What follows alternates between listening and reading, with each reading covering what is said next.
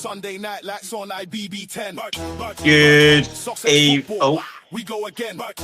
He's playing it. Digger diaries bringing receipts. Billy Wood talking fat from the seats. Lead pen locked in, no bedtime yet. Goalie Mont on mute, place your bets.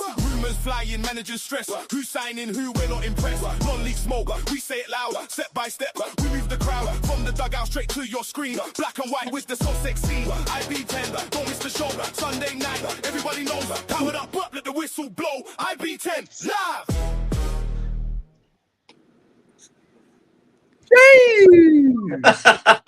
Okay, intro done. Right, where do we start? Well, it is full gang tonight, except Monty. I have given him the night off because he had to come on mute last Sunday and it took it out of him, poor Mont.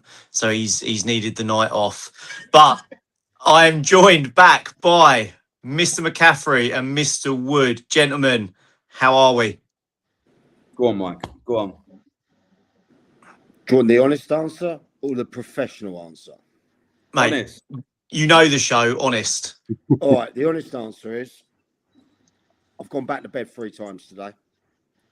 I finished up at about 5:30. Went through after that incredible night last night. Then afterwards, checked on the opposition. Who are we facing in the next round? The Argy Bargies. It is yesterday. Had the pleasure of being at the Dave Q Cup, which was at Pagham. Got to see Worthing Academy play Pagham. Got to see Arundel play Chai B. Talk about that in a bit. Great day. Thanks to Pagham for letting us come. And yeah, I've had to transfer today the Cruzy Campo for the El Monster del Herrero. Wow. Another one from Spain. Okay? Backing that up with the water. Now, if we carry on later, I've got a few lady drinks and the old pina coladas.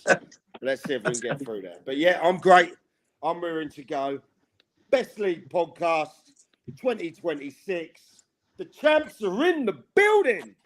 Oh, yes. Do you know, I still can't believe that, but we'll talk about that a bit more in a minute now. Billy and Mike are back, but we have to go down to Billy is a wanker Wood, as was called out Saturday. Bill, tell us about it, mate. Great fun at home. Look, honestly, it's so fun. Like all that sort of stuff. I love all that pantomime. With yeah, so my week. Good week. Yeah. I had a sad Friday though. Unfortunately, a friend of mine I'm gonna completely kill the vibe here, but killed himself actually. So I had his funeral. On Friday. 40 years of age. Absolutely horror. Like the thought is horrifying. But the positive of the moment was just seeing those people I hadn't seen for ages. We played at St Leonard's together, so a lot of the old St Leonard's boys from like the early noughties got together, which was great to see. But yeah, horrible. However, Saturday was fun. So I went to Haywards Heath, friendly game, Hastings United, Haywards Heath. We took like 22, 23 lads down there. It was a real mixed bag of trialists, kids, and a few established players. It was really about minutes. I don't think there was any consistency or any cohesion across the game. Rather than with Kev's side,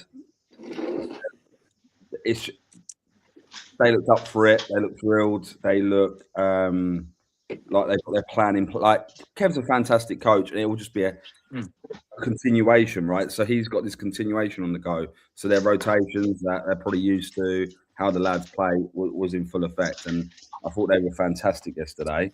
Going back to the Billy Wood is a wanker thing.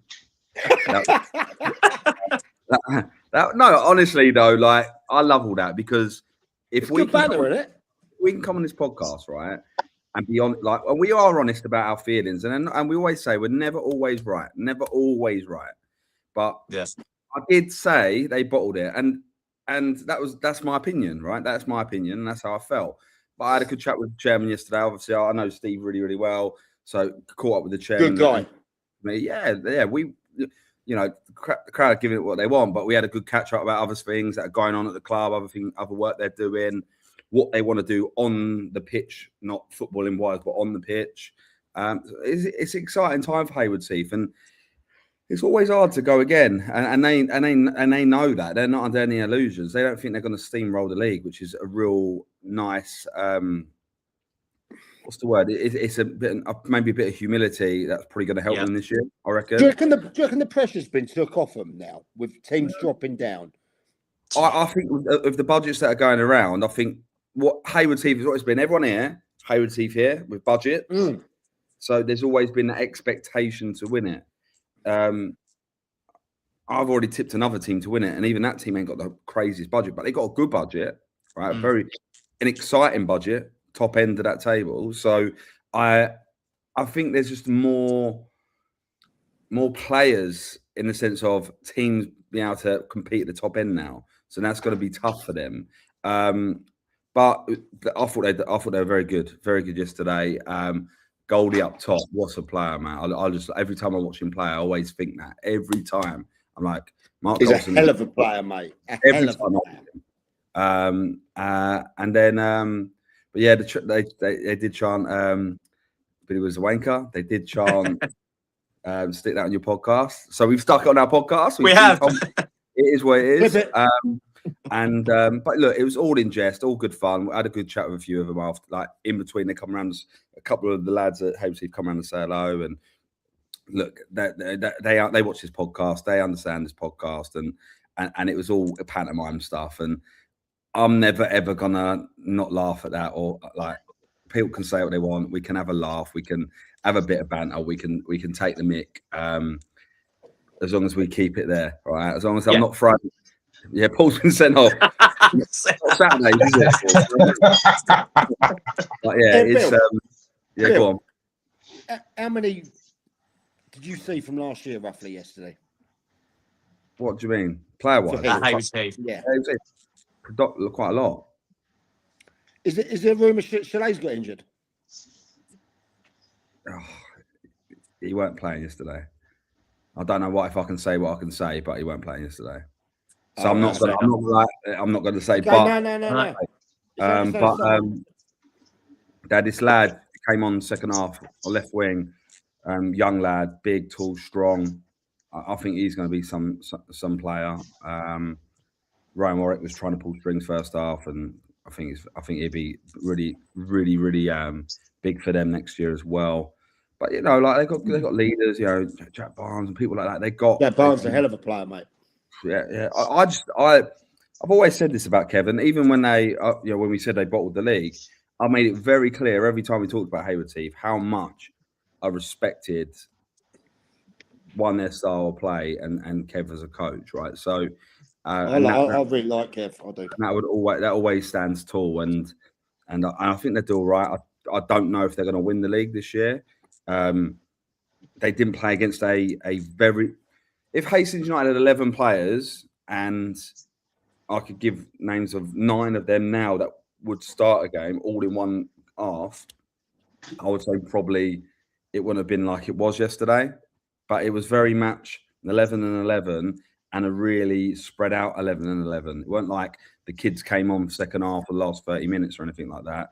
There was trialists starting. That probably will never ever play a competitive game for Hastings in the first half, and you know it was a real just a minutes game, and I hate that term. I really hate that term as well. By the way, knowing people say well, it's just minutes this time of the year, just minutes. I don't really like that. I actually think pre-season is about partnerships. That's the thing for me. You learn your partnerships. Who's going to work next to get. 2 centre halves, how are they going to work together? How the centre midfielders going to work? Like right back, right winger, whatever system you're playing, like how are the partnerships going to play out and try those partnerships?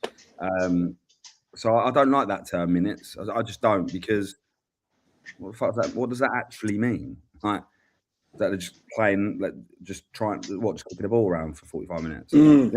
There's got to be a purpose to everything you do. So. But yeah, apart from that, I've had a great weekend. Like yesterday, oh mate, how much have I battered the World Cup? By the way, I battered it, haven't I? Yeah. Battered it every week. I felt like an absolute fraud last night. fraud, mate, an absolute fraud. So, but yeah, I went to somewhere in Hastings, a venue I used to own in Old Town. Went there, was quite nice to see the new owners, and yeah, they gave us a table. They let you back in then, mate. Mate, I'm the godfather of the black box. Don't get me wrong. Like, Says it in the name, black box. Bill's black box. Created it. It's my creation.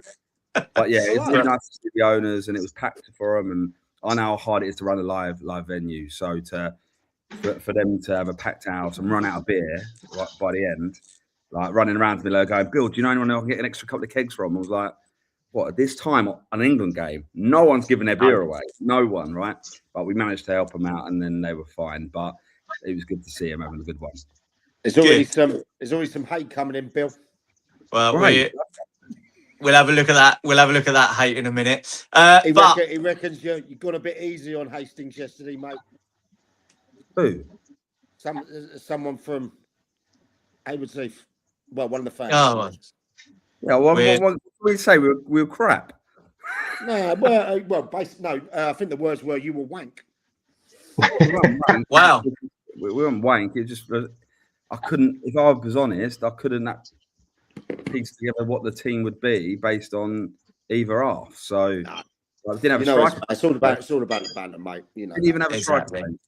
One striker. Don't help, is it? Do you need me to don my boots? No, I'm thinking you as a 9 with Lee Penn just tucked in alongside him. But what wants Lee Penn making them third man runs? Those third man runs to Brighton Electricity. That's what he wants to do. Hey, look. the page is still open on that one.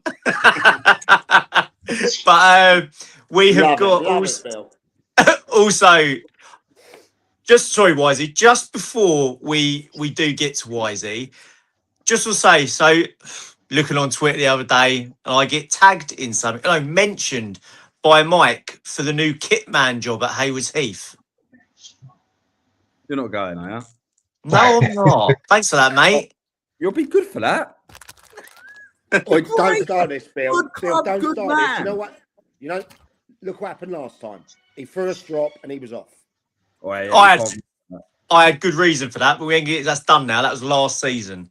We get a bit of pen and paper around. Right now. No, we're not going to talk about it. It's done.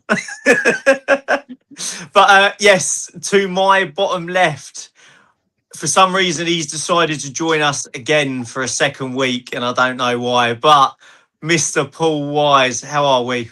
Yeah, very, very good. Very good. And how has your weekend been? Yeah, it's all right. I watched. I had a barbecue Saturday, so Seaford kicked off at 2. So I was local. They played Eastbourne Town. Went down and watched the first half of that. The pitch wasn't a pitch, but it was all right. Seaford had probably 6 or 7 on holiday. Lots of youngsters, and I'll tell you what, there's a couple of gems there. Eastbourne Town, first half, I think he played a lot of his youngsters and a couple of trialists, and second half, a few of the bigger boys. But no, they done well. It was nice to get back down the Crouch, have a little wander about. But yeah, no, I think Darts and Pooley, there was a couple of the young lads that I was really impressed with, which is good. The under-18s have been, the last 2 or 3 years, have been one of the big focuses of the club. Yeah, they ditched the 23s and went with a mid-Sussex side, and all the 18s played in that. So from 16, they've been playing against men, and I think that's helped them. So no, that was good. Is that the first time you've been back, lad? I went back. It's the first time I've been back there sober. I went back there. We had a Friday night. I went down and watched a Friday night game towards the end of the season, Seaford Newhaven, and after about 20 minutes, I was absolutely shit-faced. So that's the first time I remember going back there. Yeah. Monty's not been sacked, but also I'm gonna go completely off script here. If Monty's watching, right? He is. He needs to. Like, I know we said about giving him the week off. Sorry, Mont. Like you can't watch. I don't watch when I'm not on, right? Because I'm busy doing something. If you're watching, you get your ass on here. You know what I mean? Let's be honest. That's true. It's very true.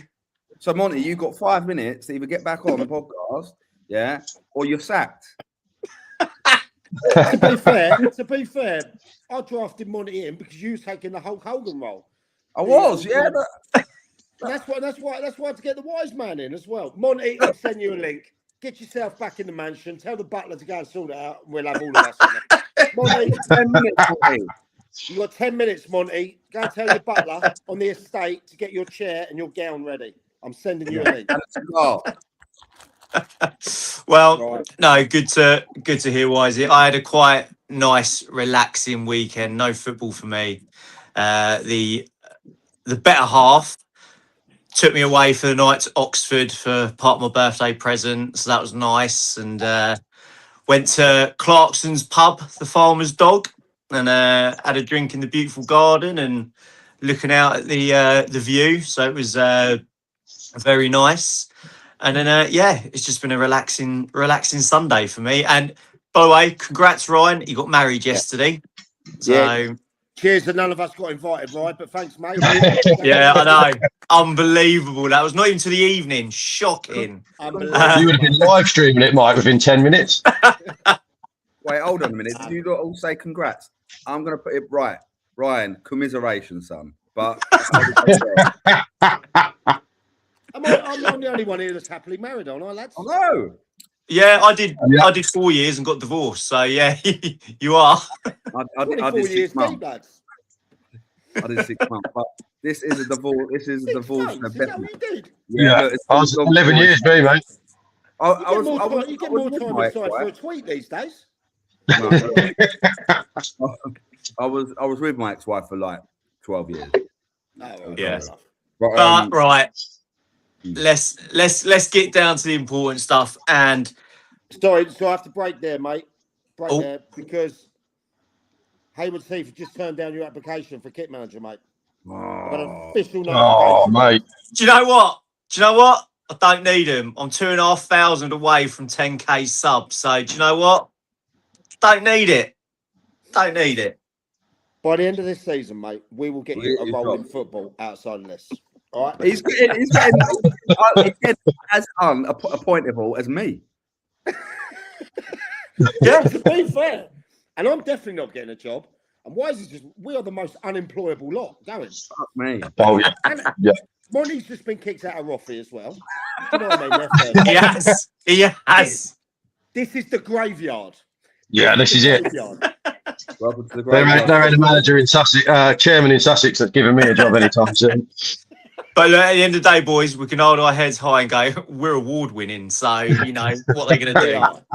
And just as you say that, Exactly. Lee, sorry, obviously I wasn't on last week. I just want to mention that because obviously I was doing the stream at Peacehaven for the Dugout Diaries Vets Cup, which Milo played Peacehaven.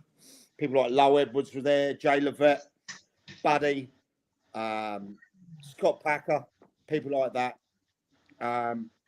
So yeah, but I wanted to say thank you once again to everyone. I know you put on your little cheesy message. I want to say thank you to everyone who voted. It is incredible that in under 30 shows, which started off as a bit of a joke between me, Lee, and Bill.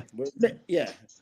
Well, it all started with us saying who wants to jump on and have a chat with us, and Billy was like, "I'll do it." And then that was in January this year. No. Was it And January? then Yeah. mate. And by May, we were nominated for Best League Podcast. January the 9th, I believe. We did not expect to win it. However, the community, I've got to take this off now, mate. I'll tell you. It's roasting under. That's some haircut, by the way, Mike. Is that a new trend? Mate, I've gone proper, Bobby Charlton back in the day. Look at that. I've lacquered it all up and that. Right, there's nothing wrong with that, boys, by the way. Well, I suppose, yeah, to be fair, Wisely, yours is looking I would say Wisey to get Hulk Hogan. Do you know what? I've done November a few years ago, and I proper bleached it, So you know, we that can be arranged, no problem. I'll get to that in a bit, Jimbo. Yeah. But I just wanted to say thank you to everyone. You lot went into overdrive. We sent it out. You lot sent it. You gaffers out there, you players, your chairman, you know, your former kit men, people like that. Yeah, you sent it out and you got voting for us. And by the way, allegedly, we won by a ridiculous amount. Okay, so boom. Add that to our other show in the brand, SNF, that come third as well. 1 and 3. Boom. So, but we don't sit on our laurels. We go again. We have retired from the awards game.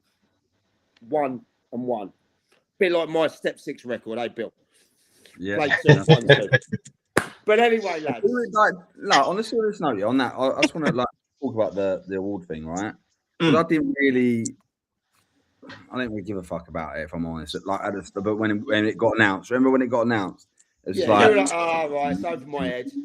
No, I just more so like, because I see us as a bit of a niche, right? With Sussex football, we talk about all the different leagues. I know our focus seems to lean towards the Southern Combination, probably because it's the most kind of condensed Sussex teams in one good league. Do you know what I mean? So you look at it and you think, like, who actually listens to us? And obviously, I know we get good numbers, like 3,000 consistently, live, and that's live viewers. That's not like people. That's not unique. That's live. Yeah, that's live. Yeah.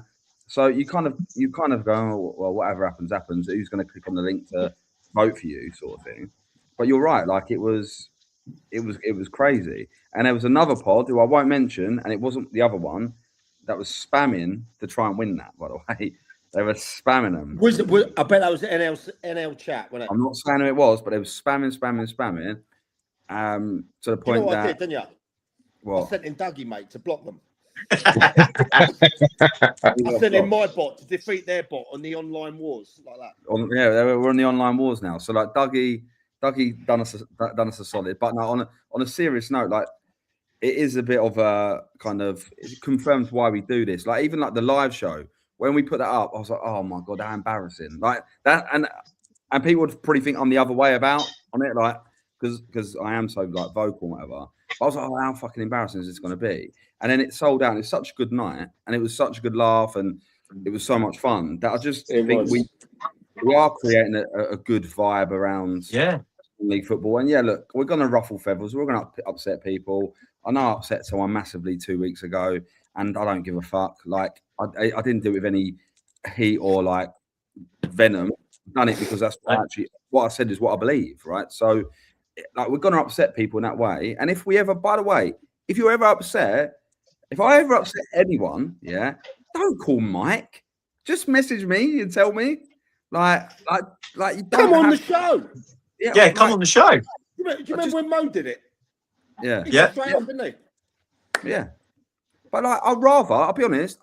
Look, I'm sure you boys know, and you boys didn't know me before you know me, right? So perception versus actual reality is, if someone messages me, texts me, calls me, or sends me a tweet, whatever, I'll get back to them pretty quickly and have a chat with whoever about football.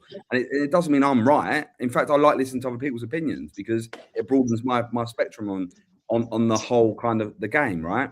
So just like, understand, we're number one award winning, not because we're right, but because we have an opinion. That's it. That is spot on. So yeah, I couldn't have said that better, Bill. Now, before we actually get into the show, the club have said to me, and that's it, can we announce a player for them at 9 o'clock tonight?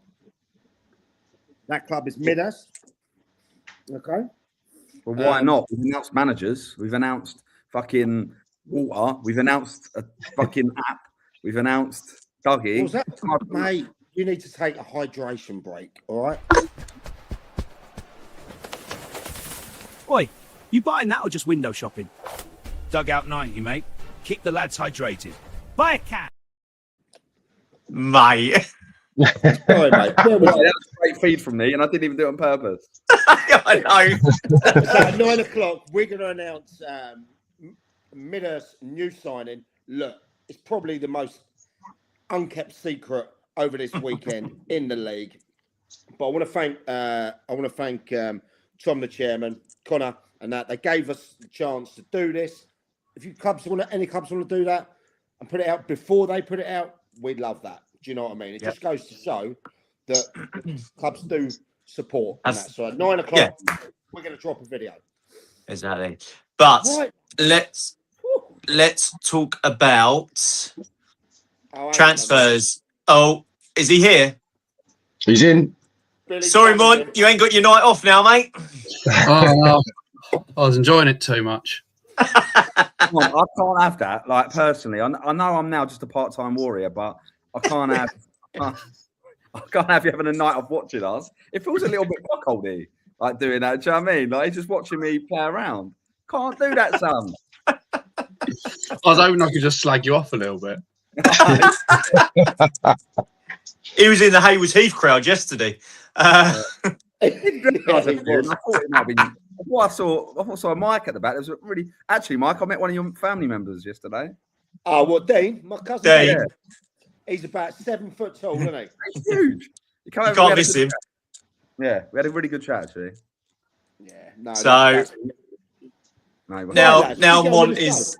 Let's get on with the show. Now Mont is in the room.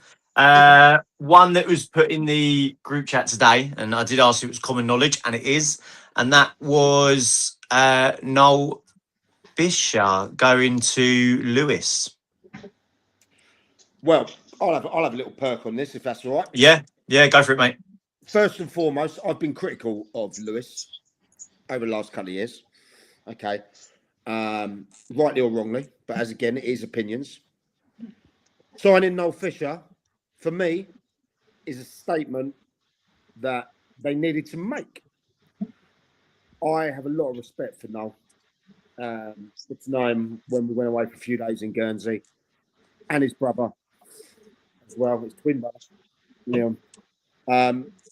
Noel is a fantastic player. I rated him as probably in the top 3 last year. Okay, he was always destined to go higher. To be fair, Horsham and Liam kept him there, and if things didn't work out, he probably would have gone back to Horsham. Do you know what I mean? I don't think that kid goes for money. I think he wants to progress, and I think that Lewis is a fantastic player there. Really has. I just hope now he kicks on in maybe some surroundings. I think, didn't he work with Dave previously? Yeah. And he came through his college program as well. Right, there you go then. So he's got some familiar surroundings to help him go through. I hope it's a real success. That's my piece on it. I love the lad. I hope he does really, really well. Yeah, absolutely.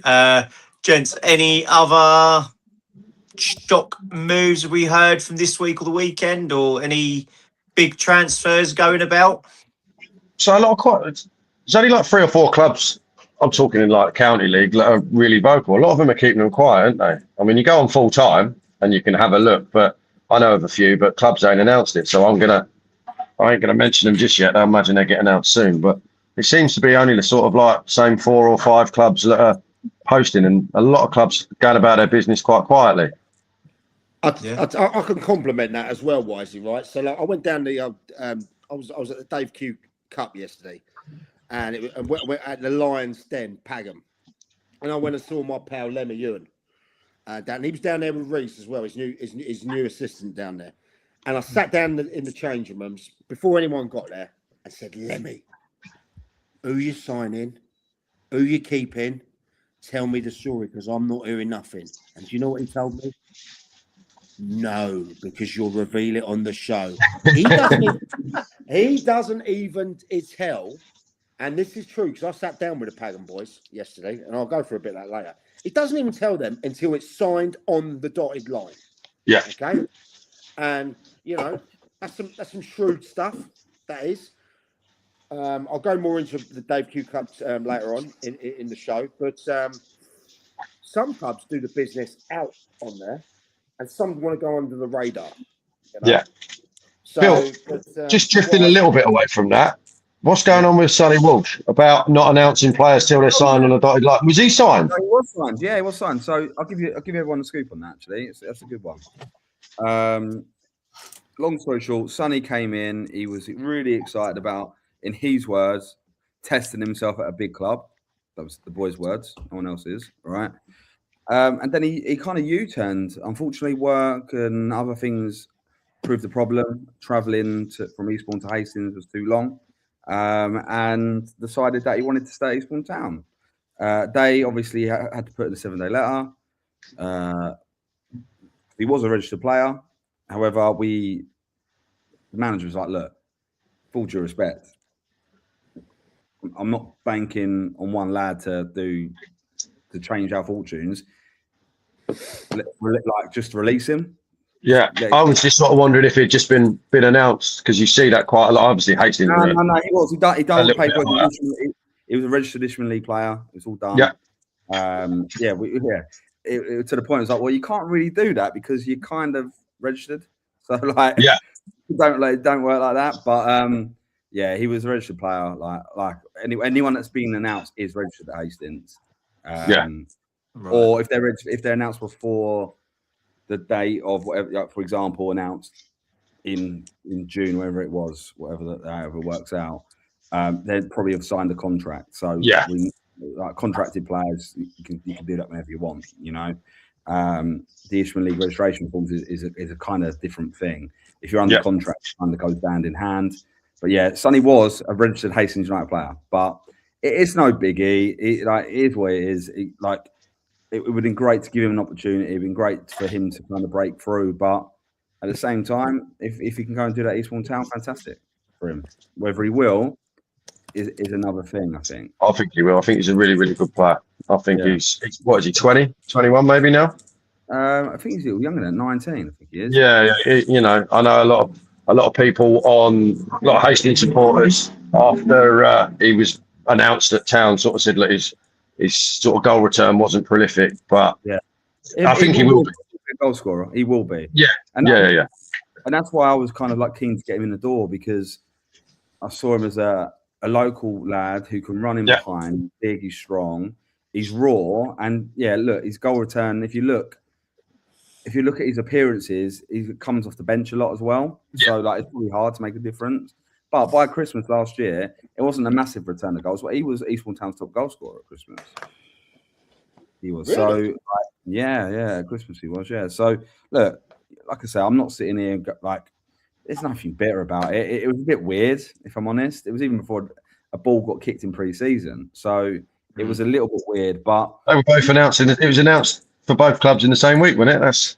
No, a little bit longer than that. It was a little bit longer? About 3 weeks, whatever. But it was just a bit of a weird one. But again, you know, I think, look, young lads probably aren't as patient and probably listen to a lot of what they're kind of fed and told. And I think we're trying to be we're not at Hastings, whilst we have got a longer term project with the club in the ground, and we're being really like transparent about where we're at with that and how we want to build and how we want to bring success back to Hastings. They've got to fit in with what the manager wants. It's not about me going out and recruiting. I'm not the recruitment officer. I'm there to aid the manager. And if there's players that we can bring in the door that the manager wants, we will. And if there's players that the manager wants to bring in the door that he wants, he will. You know. And if there's players that they don't want, they won't get picked, right? But it's my job to kind of allow Ronnie and his team to have as many options. And whether they sign or not, it's kind of really down to them, right? It's down to them. All we can do is kind of line things up to be kind of fucking it for a home run. And some have, like, we talk about Sonny Walter, a couple of lads that we brought in that really excited about. Obviously, Sam King. I think Sam King's going to be a real big player for Hastings United. Max Walsh for another year, having him around. Finn Chapman's come back really exciting. Also, a young lad is really kind of showing his maturity. He played first half yesterday, and Stefanus has scored. Steph, you do know I do a podcast on Sunday, right? Let's get back in goal, mate. Steph, come on, mate. You're meant to be in this league. You're meant to understand Sussex football. Unbelievable. All right, you're banned. See you later. So, is he on the black box list, mate? How many times has he done that on this pod? It's shocking, mate. It's shocking how many times he does that. I'll tell you, we'll just have to get him on for one show, mate. and Yeah. then just keep Oh, him no, you won't locked understand a word he said. But yeah, look, with Hastings, I think the most exciting thing, because the fans are getting really wound up. That there's not been. Now Ronnie Dolan's called. The fans are getting really wound up with things, and I think you've got to let Ronnie and the team deliver what they need to deliver, right? And it's going to be a long pre-season. We've still got another 4 weeks before the season kicks off. It'll be absolutely fine. It'll be fine. And I'm really excited about what Ronnie, Sam, and Trevor are starting to deliver. Good. Positive things. I'll be watching your boys on the 18th. I'll be at Lewis watching that game. Right, let's get the big result out the way, and that is that Mike, grab the hat, and that is England last night doing the business against Norway. Of course, like England, it took them till extra time to do it, but we did it. Semi-final against, which I say is going to be a very tough game, Argentina. Monty, what did you think about last night, and what do you think of our chances? Minimal in terms of actually winning the World Cup. I think you look at. Hang on a minute. Look, I don't want to bring you back onto the show on your day off, and you just bring everyone's vibe down. All right? No, I'm not going to come on and say we're going to win it like 5-0. You've had a great season last year, right? You've had a great season. Your first debut season doing all this. You go and win the award, and you think you can have a day off here and there. And come Didn't we all pick Mexico last week? Didn't we, the three of us that were on? So, yes. So, Mon, let's hear your opinion, mate. Don't listen to Mr. Hangover over there. Yeah, I'll do a lay and I'll storm off in a minute. But exactly. Sorry, lads. Yeah, I mean, I think overall winning it, I don't see us having a massive chance, because you look at the other 3 countries that are still in it, and they're just probably playing better than we are. Yeah. But last night, I was in absolute pieces watching it. My heart rate was unbelievably high. It was how many were you entertaining last night at the estate? There's only 2 of us. There was only 2 at the estate. Was it just you and the rest were at the game? They flew out, I heard. They wish. No, we couldn't have lots of people around. It was just too stressful. It was too noisy as well. We're not quiet whilst watching. There's lots of expletives we used in moments. But Monty, how did you communicate though? Because you were obviously in one wing, and the other person was the other. Did you have to call for the telecom? Walkie-talkies. We got walkie-talkies, so I can communicate. But, Jeez. Yeah, it was just. Jeez, what did you think of that Bellingham goal? Oh yes, Mr. Mont, I'll be there very soon. Sorry, Monty. No, but Mike, obviously you called me. Well, I called you before, and then you called me after the game. What did you think, mate? Two different phone calls. That one, wasn't it? They were very different. And the other one you couldn't probably. Yeah. Yeah. Come on. It was that.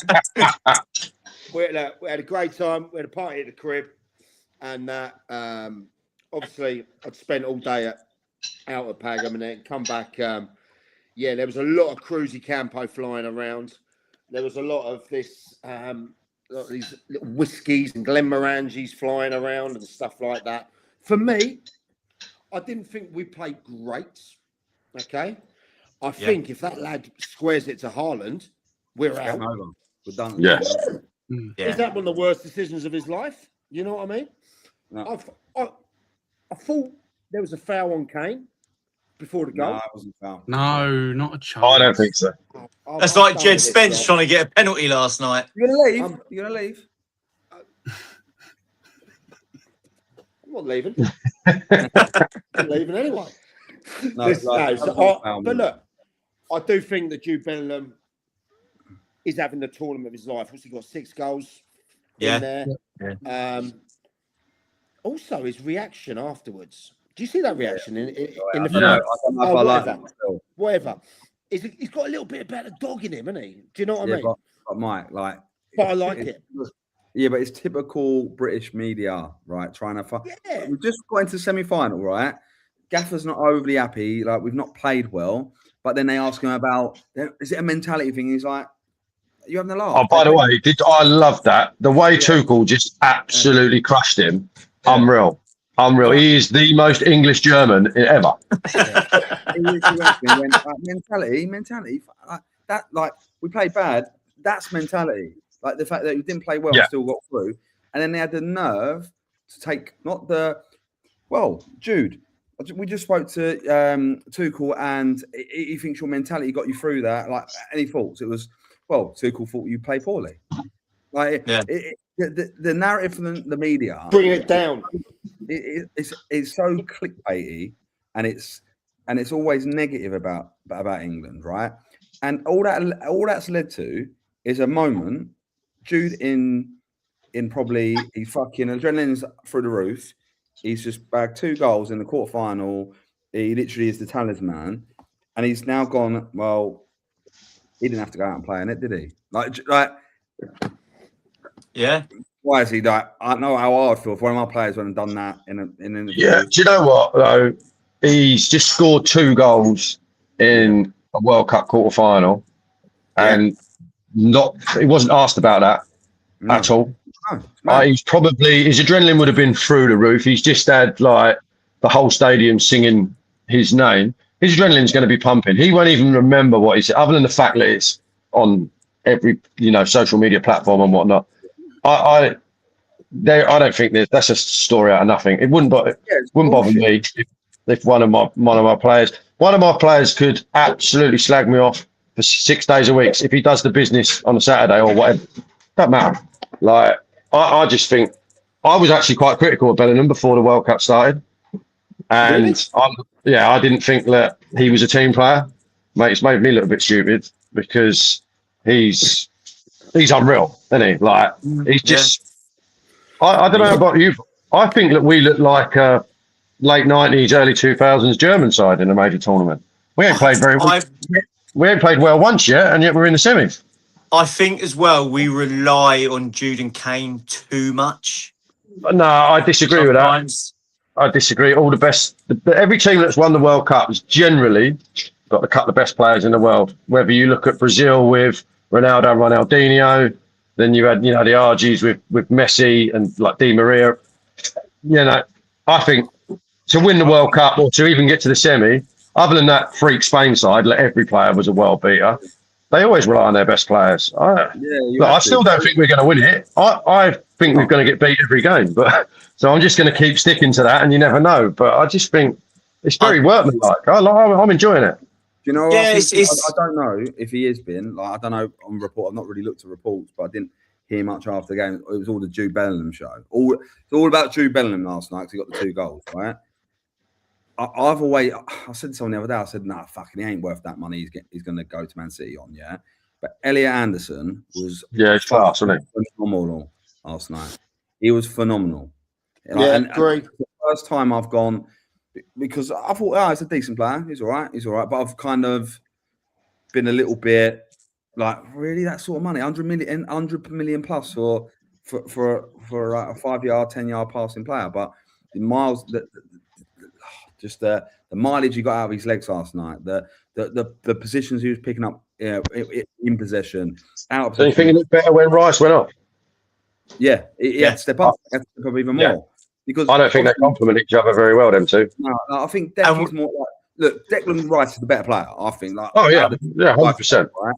But what it is with Declan Rice off the pitch, it allowed Anderson to take a little bit more of those responsibilities up. And look, if he has to go and play as that kind of, with Declan Rice in the team, he has to go and play as that kind of enforcer and just deal with stuff, then fine. If it and it has helped England. But last night you saw his true range of class, and I thought, fuck me, I don't know if the Man City's done, but if they've got that done, sign seal. It could be an absolute. He could change it for Man City next year. I'll tell you another thing: the amount of criticism Tuchel got for not taking Trent Jed Spence, Trent couldn't have done what he done last night. Fair, you know, everyone slated it when he was got selected to go to the World Cup. How good was he? He I thought he had was his, absolutely unreal last night. he had his moments, but there's one winger that I don't care of what people say, but I don't think he should be there, and that is Madawaki. Yeah, I don't know what he He's offered. awful. I'm sorry, but he didn't have a great season for Arsenal. Was it 2 assists, 1 goal all season? No, When surely. he did play, it wasn't high numbers. I know that. I thought he took him to be an impact sub. He's not. Similar what he, you know, he's done in the Premier League. But What's he done this season, Mont? 43 games, 8 goals, 3 assists. All right, take it back. how many starts though? I'll take it back. How many That's starts? why Kane had a bad season. He started quite a lot throughout the middle of the season when Saka was injured, obviously. Yeah. Look, he's your poor man Saka, right? And I think if Saka's Very fit, poor. like, flying fit, he's the one. But then I like Noni, but I actually prefer Jared Bowen. I would probably take him Jared Bowen personally. No. All day long. All day. I like Bowen. Yeah, I can see that. I can see that. I just think Jed Spence has had a bit of a lot of grief towards the last sort of month of the Premier League season. Then when he got taken, and even in the start of the World Cup, I mean, the Congo goal he got slated for, like it weren't his fault. Madawaki was standing up on the halfway line, and I just think the way Madawaki. Yeah, I think the way he played last night to come on. What did he change? 3 of the back 4 by the 60th minute, moving them around.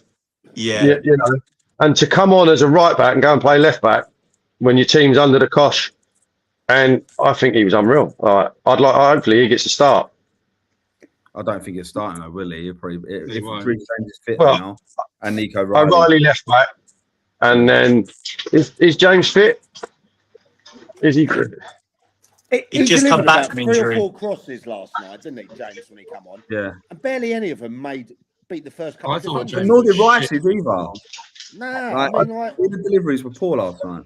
Apart from That's what I think with Rice. His hamstring still ain't right, because the way he was delivering it, he weren't.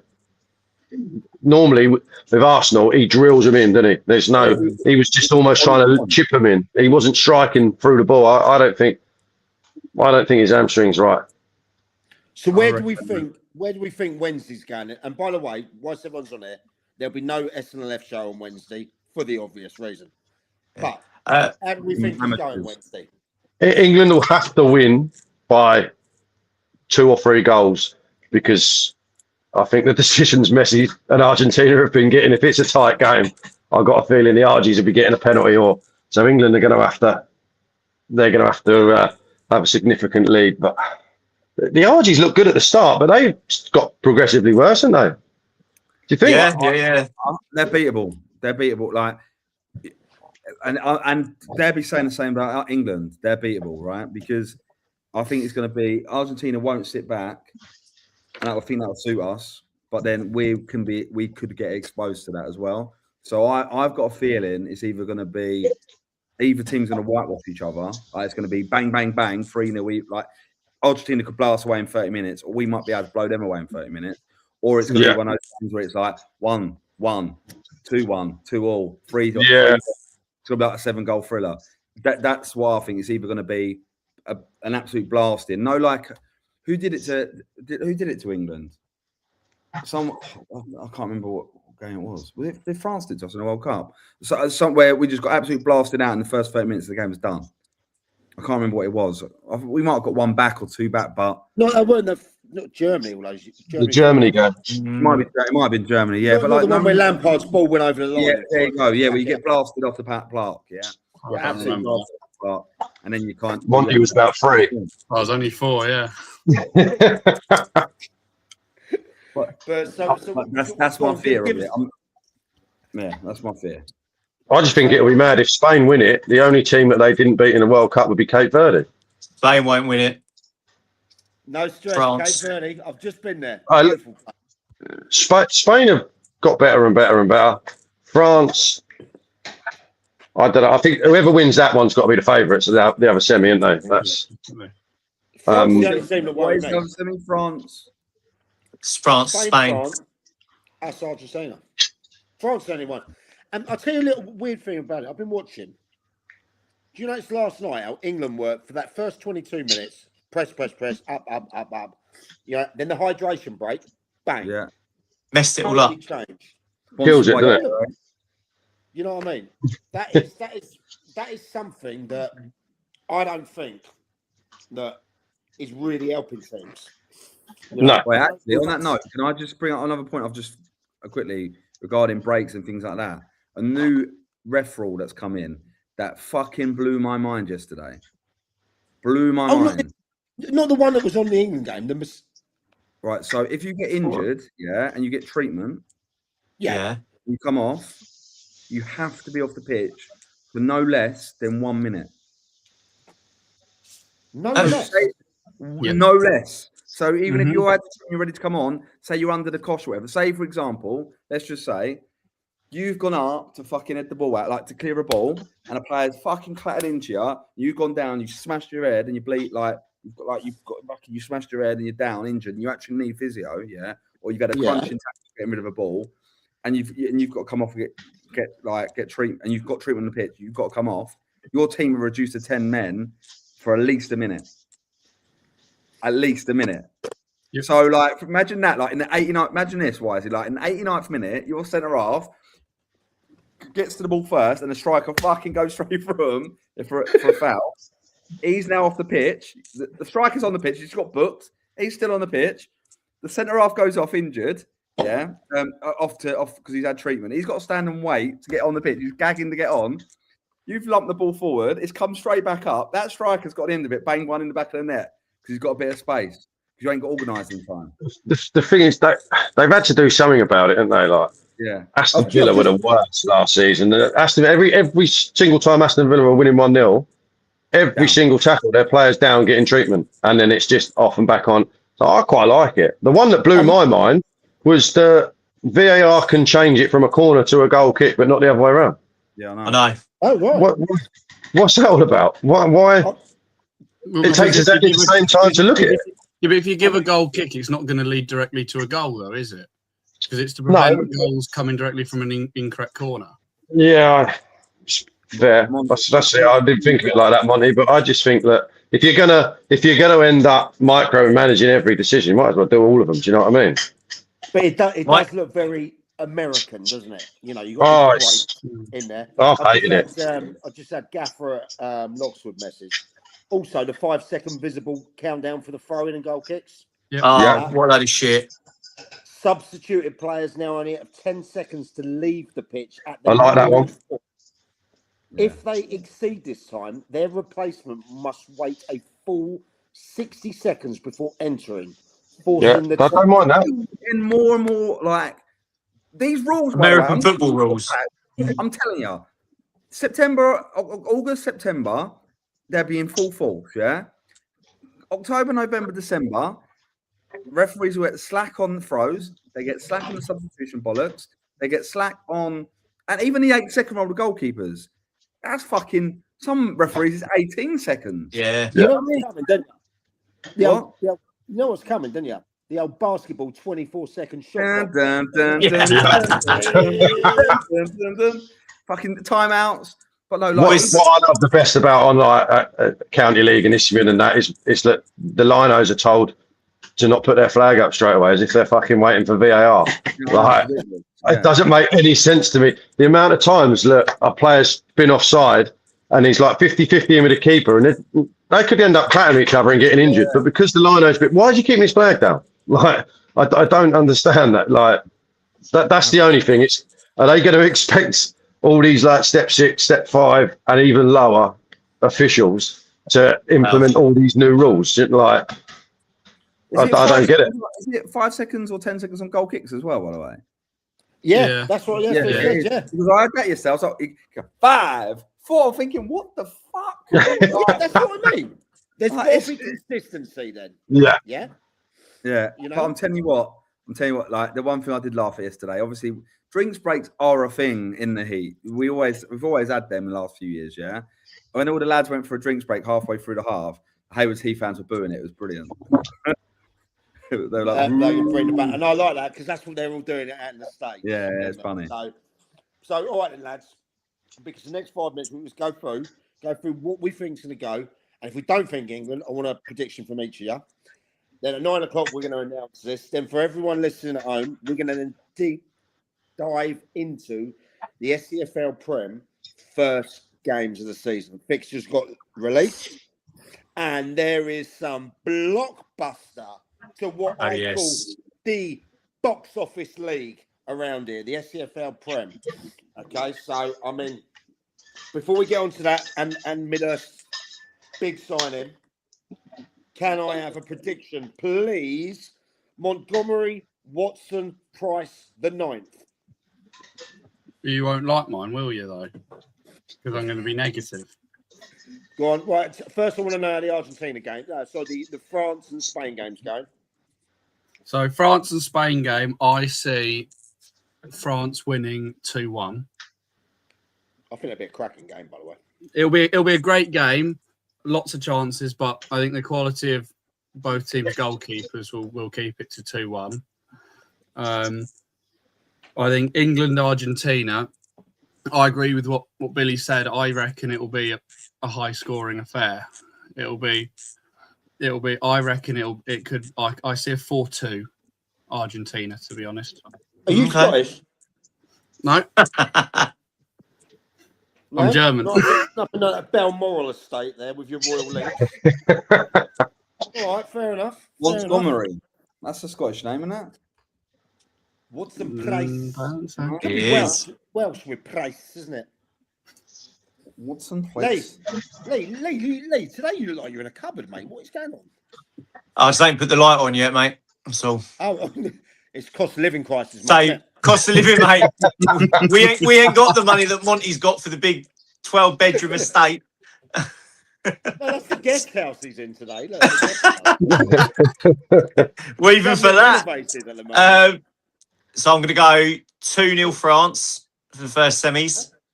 Don't think Spain Don't think Spain will score. No, I just the way France have been playing in their defence this tournament, probably been one of the best out there. And then I think Wednesday it would be 2-2.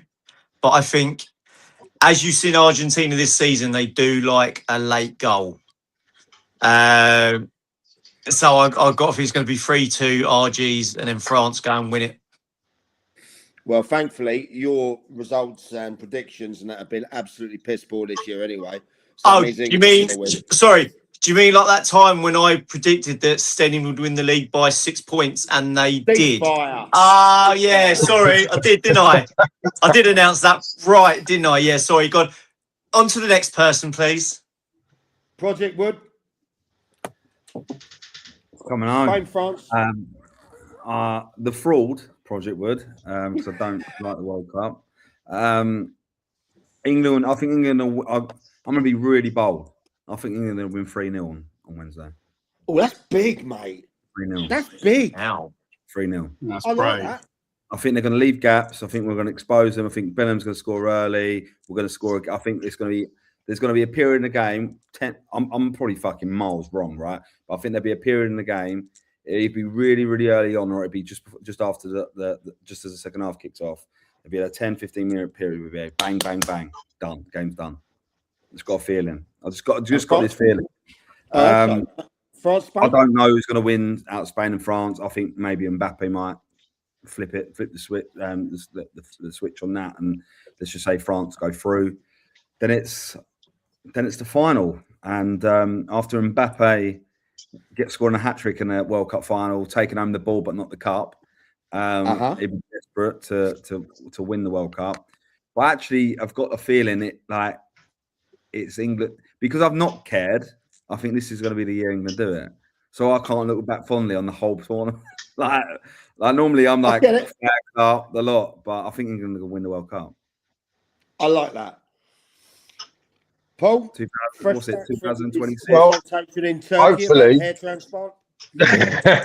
Hopefully, I'm going to be wrong again, because I've tipped England. The only game I thought England were going to win was the one we drew. So I'm going to go Argentina and beat us 2-1, and hopefully I'm wrong. And I think Spain are going to edge France. And I think Spain will, whoever England or Argentina, Spain will win the final comfortably, 3-0. Well, okay, fair enough. Well, I'm going for France to beat Spain 3-2 and England to beat Argentina 7-0. Okay? Right. Okay. Yeah. That's Now, Mike, it.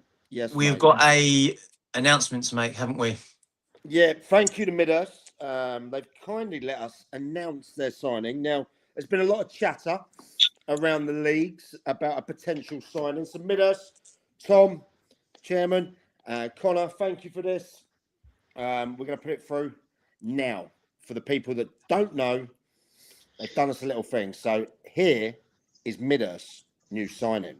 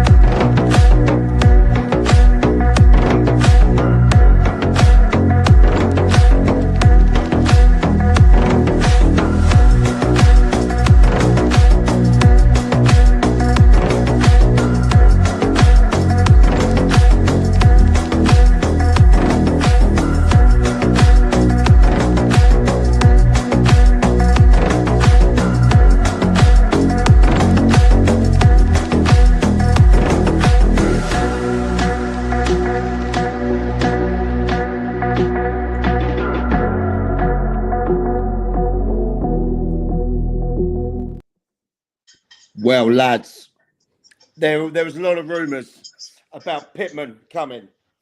What have we got to say for that? Because this SCFL Prem, the box office league, has just added a box office player. And for Midhurst, who thought they were going under the radar, not anymore, boys. They've got Bill? a striker, mate.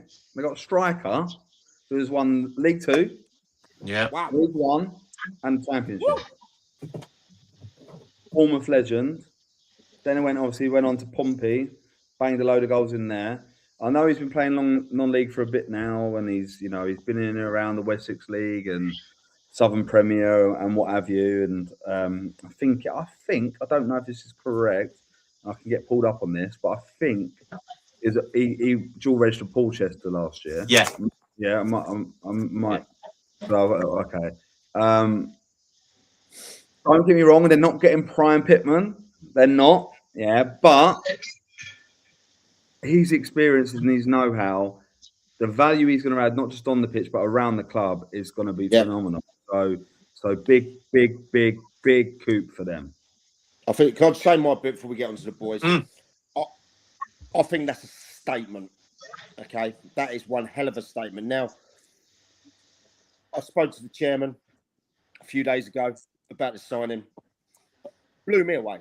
It absolutely blew me away. I know there's some rumbles about it, but it now shines a light on the club now that are they making moves? Is there a long-term plan in place? Bringing someone of this caliber to our league, which is fantastic, absolutely fantastic. After hearing Tom's plan, now clubs are going to start looking at them, because I also know that they've just announced another one, haven't they? Another player as well as Pitt. Oh, really? Yeah, we'll mention that in a second. But that club have got a clear, sustainable plan of action moving forward. I know that, and I think it's going to be exciting to see. I'm going to be down there for one of the for the FA Cup game as well. They've got the extra preliminary, so I'm going to go and see them then. Lads, what do you think about that for a signing? It's huge, isn't it? It's massive for the league, first and foremost. Yeah. It's not. It depends on. I don't know anything about how often he's going to be there. Is he going to train? Because it ain't just going to be on the Saturday or the Tuesday night game. If he's there training every week, he's going to raise the standards of training. Like it could be huge. Like, what is he, 38? Yep. I think so, yeah. Like, I 38. reckon he get 40 goals in there. He should do. He should do. Like, you know, there's a couple of players over the years that have played county prem, that have been in their late 30s, early 40s, that have only ever played at that level. So, and they still look good. Do you know what I mean? Like, Rhodes's still doing the business, isn't he? They're still playing well at Lancing, you know. So Brett Pittman should get 30, 40 goals minimum. And that's just thrown Midhurst right into the mix. That's their gaffer there. There you go. Every session so far. So that's huge. That means that the standards he's going to raise in training, and also the numbers in training are going to be high, because you're going to want to get some one time with him. You want to speak to him. You're going to want to learn from him. Yeah. That's massive. Midhurst all of a sudden now are in that. They've got to be in the title picture, aren't they? They have to be.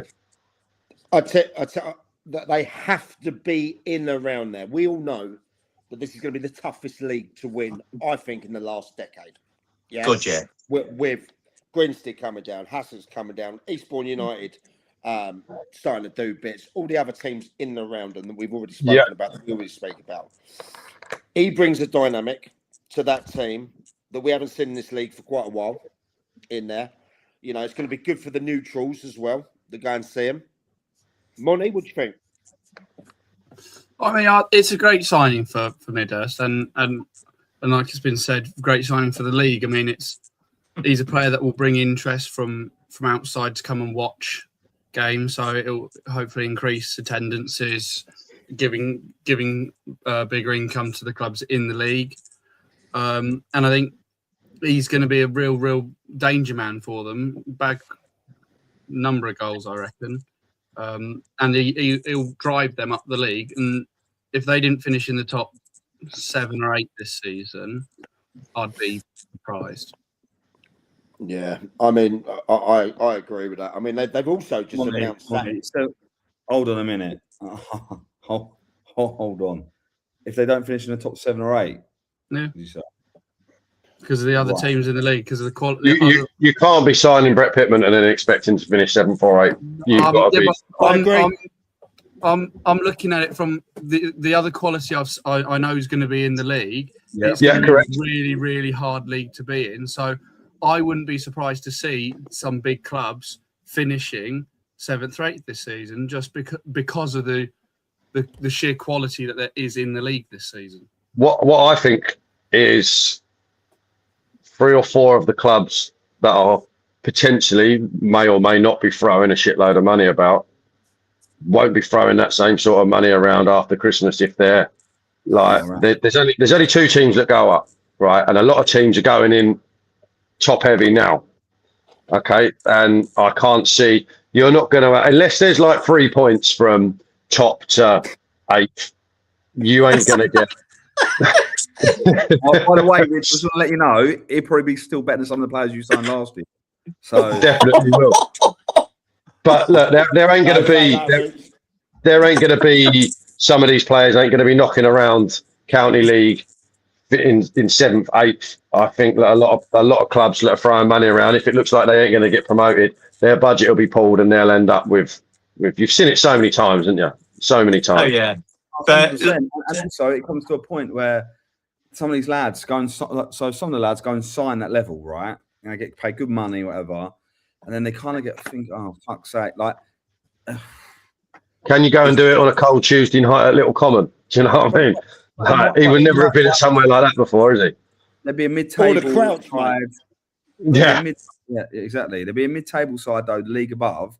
They'll go, John, we'll match your money. Come like, and they might go, oh, better facilities, but like, I'm not talking about Brett Pittman, by the way. I'm talking about across the league, right? Players will be like doing half all right at, let's just say, Grinstead or Hayward, whatever. Some players will get cherry picked off. You're not, because you've signed now, you're going to be stuck at that club for the rest of the season. You ain't got ball and chain wrapped around you. Let's be honest. All the players that have dropped down to sign for all of these clubs, they haven't dropped down the leagues for the project, have they? No, they haven't. A lot of them have dropped down because they're getting a few quid. Nothing wrong with that. Absolutely nothing wrong with that. I've got no issue with that. But you know, some people, you know, a player that's dropped down from step 3 to go and play for East Grinstead, for example, it ain't his fucking dream to go and play for East Grinstead. He's getting weighed in a few quid. So, you know, if East Grinstead are 8th, 7th, and then you know, a step 2 or a step 3 side come in for them, they're going to go. So, like, I think you're right in saying it's going to be the tightest and toughest league to win. I think that by December, January, 2 or 3 of those clubs, none of it's sustainable. What was the biggest average attendance last season? 200-300 at £8 a pop. Yeah. If you take Guernsey out of it, So there isn't one of those. We all know the teams that are throwing the money around. Not one of those is sustainable for a county prem club, is it? Do you know what I mean? The money ain't coming from the club; it's coming from, and it's great, you know, it's coming. But what I'm saying is the people that are throwing the money in are doing it to try and get their clubs up the league. Once their club ain't going to get promoted, that money's going to get pulled, and then till the following year. That's my opinion on it. So I don't think that it will be as tight as everyone's saying. I think that come Christmas, December, January, a couple of these clubs will start pulling it and going again next season. Well, I think to end that one there, I think it's exciting, really exciting for the league. It's exciting for the club. Absolutely. I think that brings that one to a conclusion. Good luck to Pittman joining Midhurst there. We're looking forward to seeing how that goes. Thanks to the club for letting us do that. Very, very good of you. Poor lads. One hell of a show. Because next we're going to get into the opening day fixtures of the SCFL. But lads, I'm part.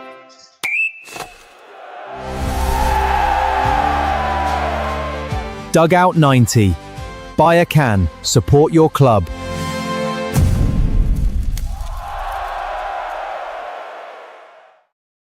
I just want to say as well, we have got now nearly 20 clubs that have signed up to support their clubs and their players with Dugout 90.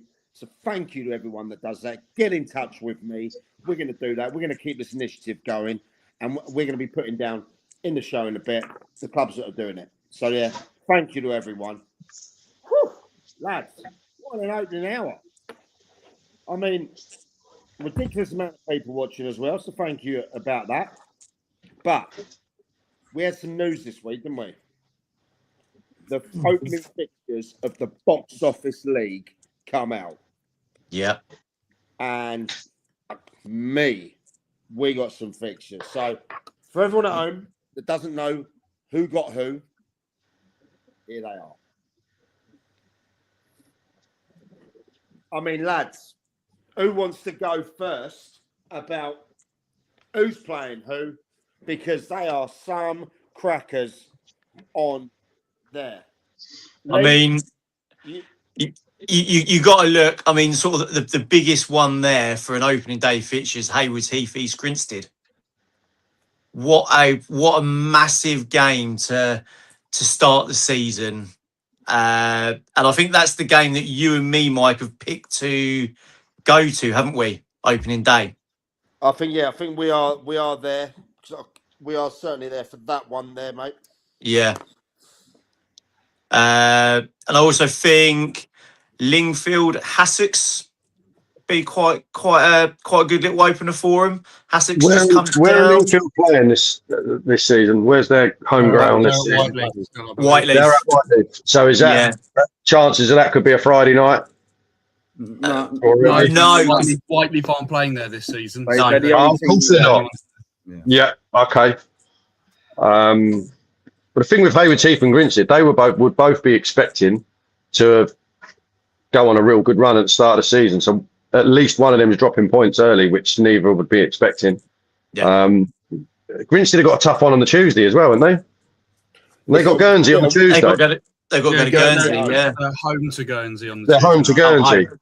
Do you know what I mean? Like they could play 2 no points. No, I think they're realistically, like. You know, and some teams won't be expecting to drop that sort of points by Christmas. So that's obviously the big one for me. Roffey, I'll be excited to see what Roffey are going to look like. They're sort of one of my favourites to be in and around it.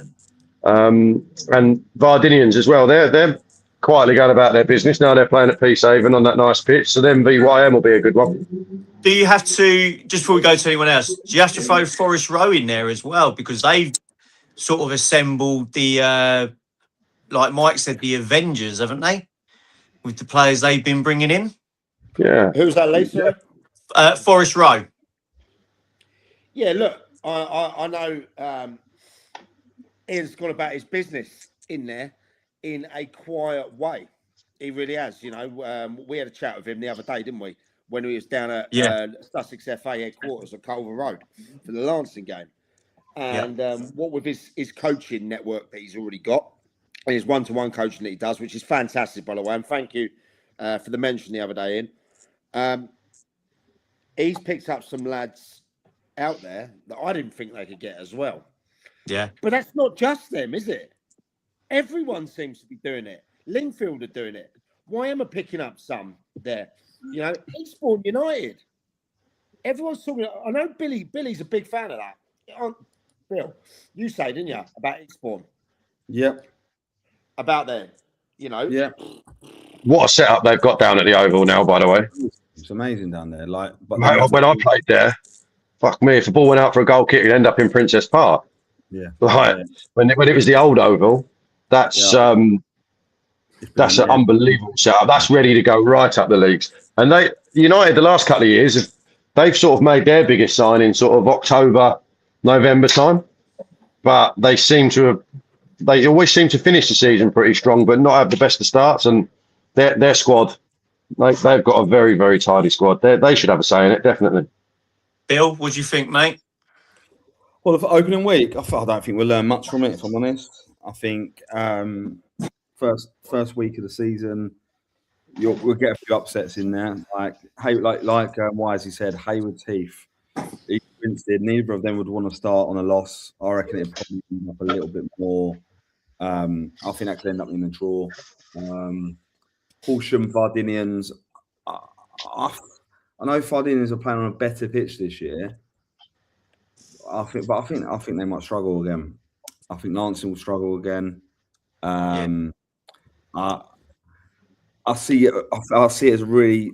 I think the league's got the gaps make it bigger and bigger, like bigger and bigger. I can't see it being Mike. You pull out those fixtures again because I can't see it. I can't see past the 8 or 9 teams I've mentioned previously, but I'm going to go through a few quickly.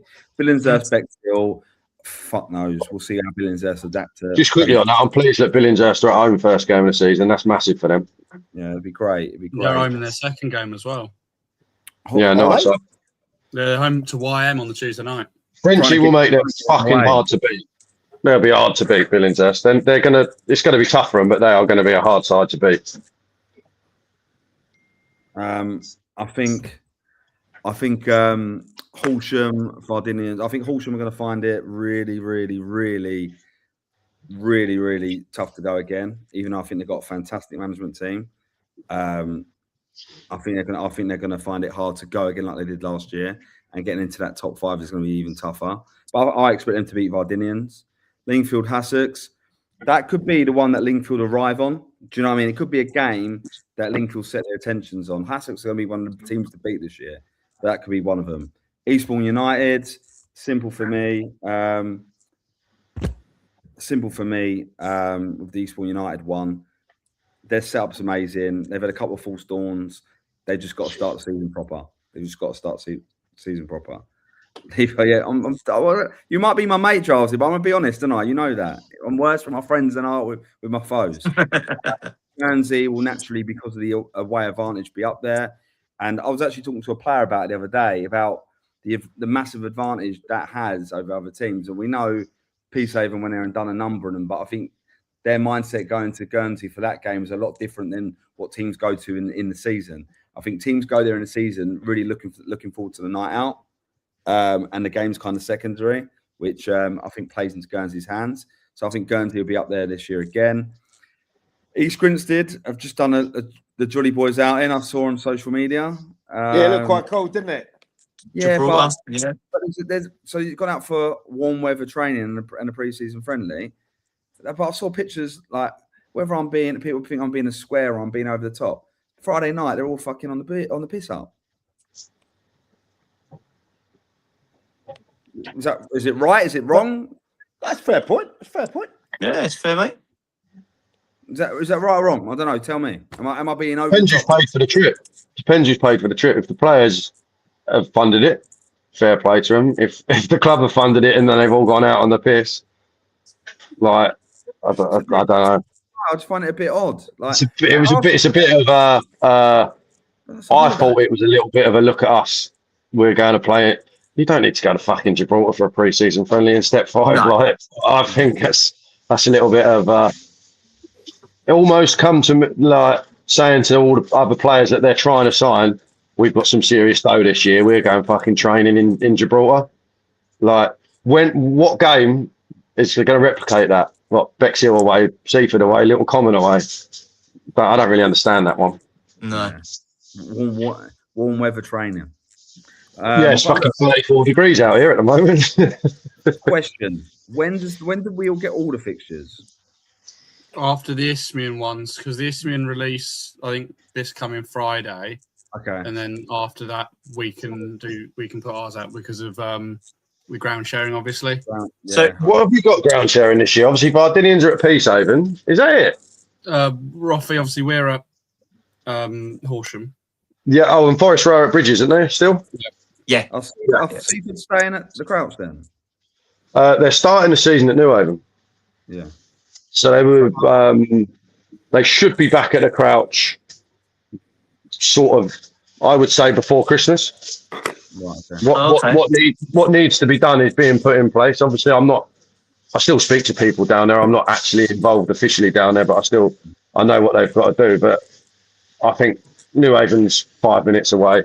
That'll probably benefit them, to be honest, to start there, because after seeing what the fucking pitch, it was grey yesterday. It's that dry. Like, it was absolutely rock hard. So Why are they playing it in Newhaven? something to do with ground grading. So we know that, but why? But what part? I think they need another stand. So you know where the clubhouse is? It's got covered standing.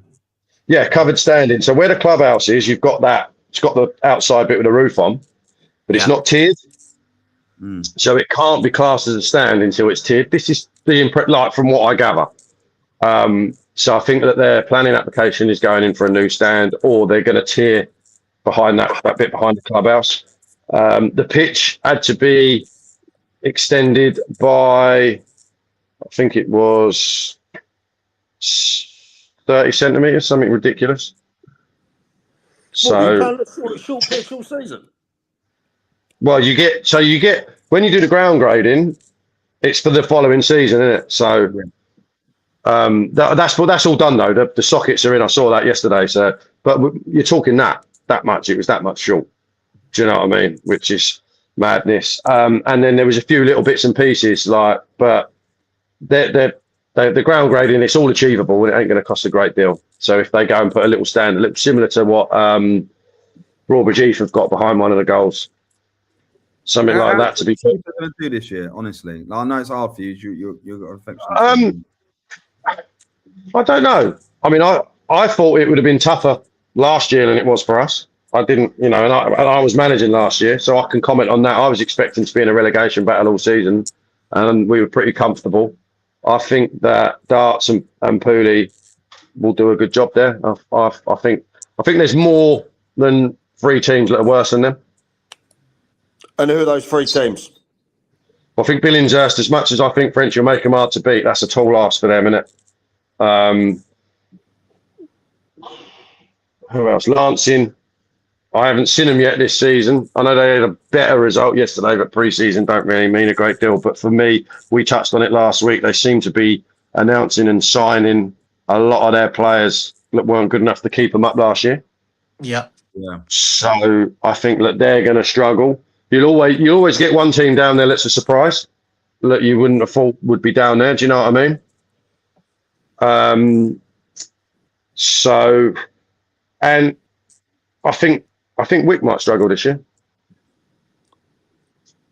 I think Wick. They're playing away from home, aren't they? They're playing at Bognor. So. Yeah, I think Wick have sort of punched above their weight now. They've had a couple of pretty sort of steady, solid seasons, but I think they might struggle. I reckon Josh Irish, is he back? Is he still at Pagham? Because he left, didn't he?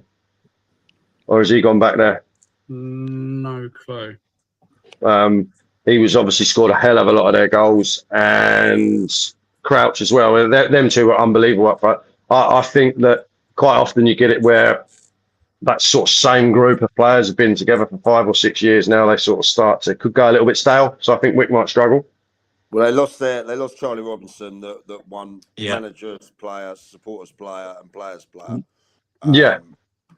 You know, there's a couple of good guys down there in Lee Baldwin and Craigie Stewart. Yeah, and that, I think Lee's a great guy. Obviously, we had some proper battles, and they beat Seaford when I was the manager in the playoffs, and it got a little bit off the pitch. The supporters got a little bit fiery and got a bit tasty, but I thought Lee was the top bloke. We spoke the next day or a couple of days after, and it's not a dig at them. I just think that it's going to be a tough season for them. They're moving a little bit further away from where they are. It was always a horrible place to go to Wick. It's lovely ground, but it was always, they were well supported. You got, banter, but you got a bit of stick. Didn't overstep the mark. It was always a tough place to go. I just think that, I think they could struggle. And I'll probably, a lot of people are saying Seaford might struggle, but I know who they're signing and what's going on.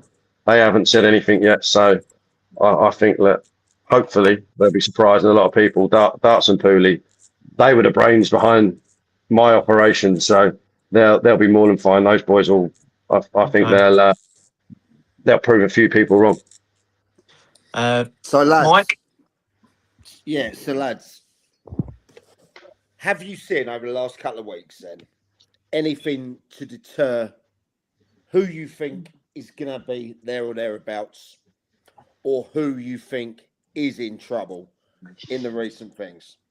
Because I think there's a couple of teams that have come through there that made some announcements.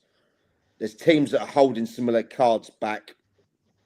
I still can't tell you who I think would be a top 6. I know there's some accounts that have come out and already crowned teams in there. Bold move. Lee?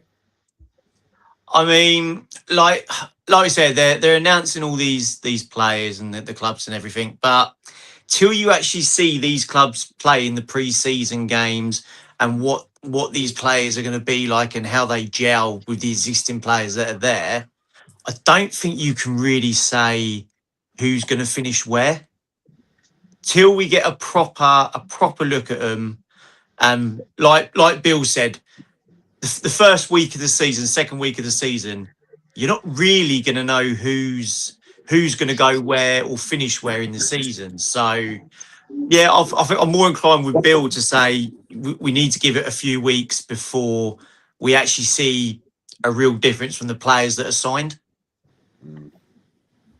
Monty, there's a lot of talk about your club. Yes, there is, but all positive at least, which is what we want. Obviously, we're doing a lot of stuff off the pitch. Obviously, now ground sharing at Horsham for the next 2 years. But in Napa, didn't you? Napa, Jack Mears as well, obviously announced the other day. Mears is a good signing. Very good sign. And obviously we played Saltdean yesterday in another good friendly, having played 2 step 3 sides already. So pre-season's going well. So it's my first time being at Saltdean since they've refurbed it. Absolutely gorgeous. Unbelievable. What's the bar like?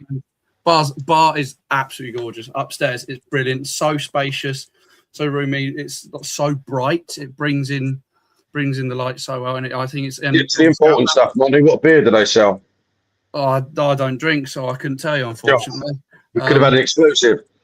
But I mean, obviously, standing out on the balcony, great view of the pitch as well. A great way to watch the game. I mean, it's brilliant ground, and obviously Lowell will hate me saying this, but they'll do well this season in Div 1. Good. I like that. I like that. And whilst you're saying that, and whilst you mentioned about bars and that, can I just put something? And whilst Gareth's up there, obviously I was at the Dave Q Cup yesterday, and I was there with Gareth Spinks. And if there's any clubs out there that want a little mobile coffee truck to come do on a match day where he can stream, get in contact with Gareth Spinks. Their AM Coffee. It's his own business.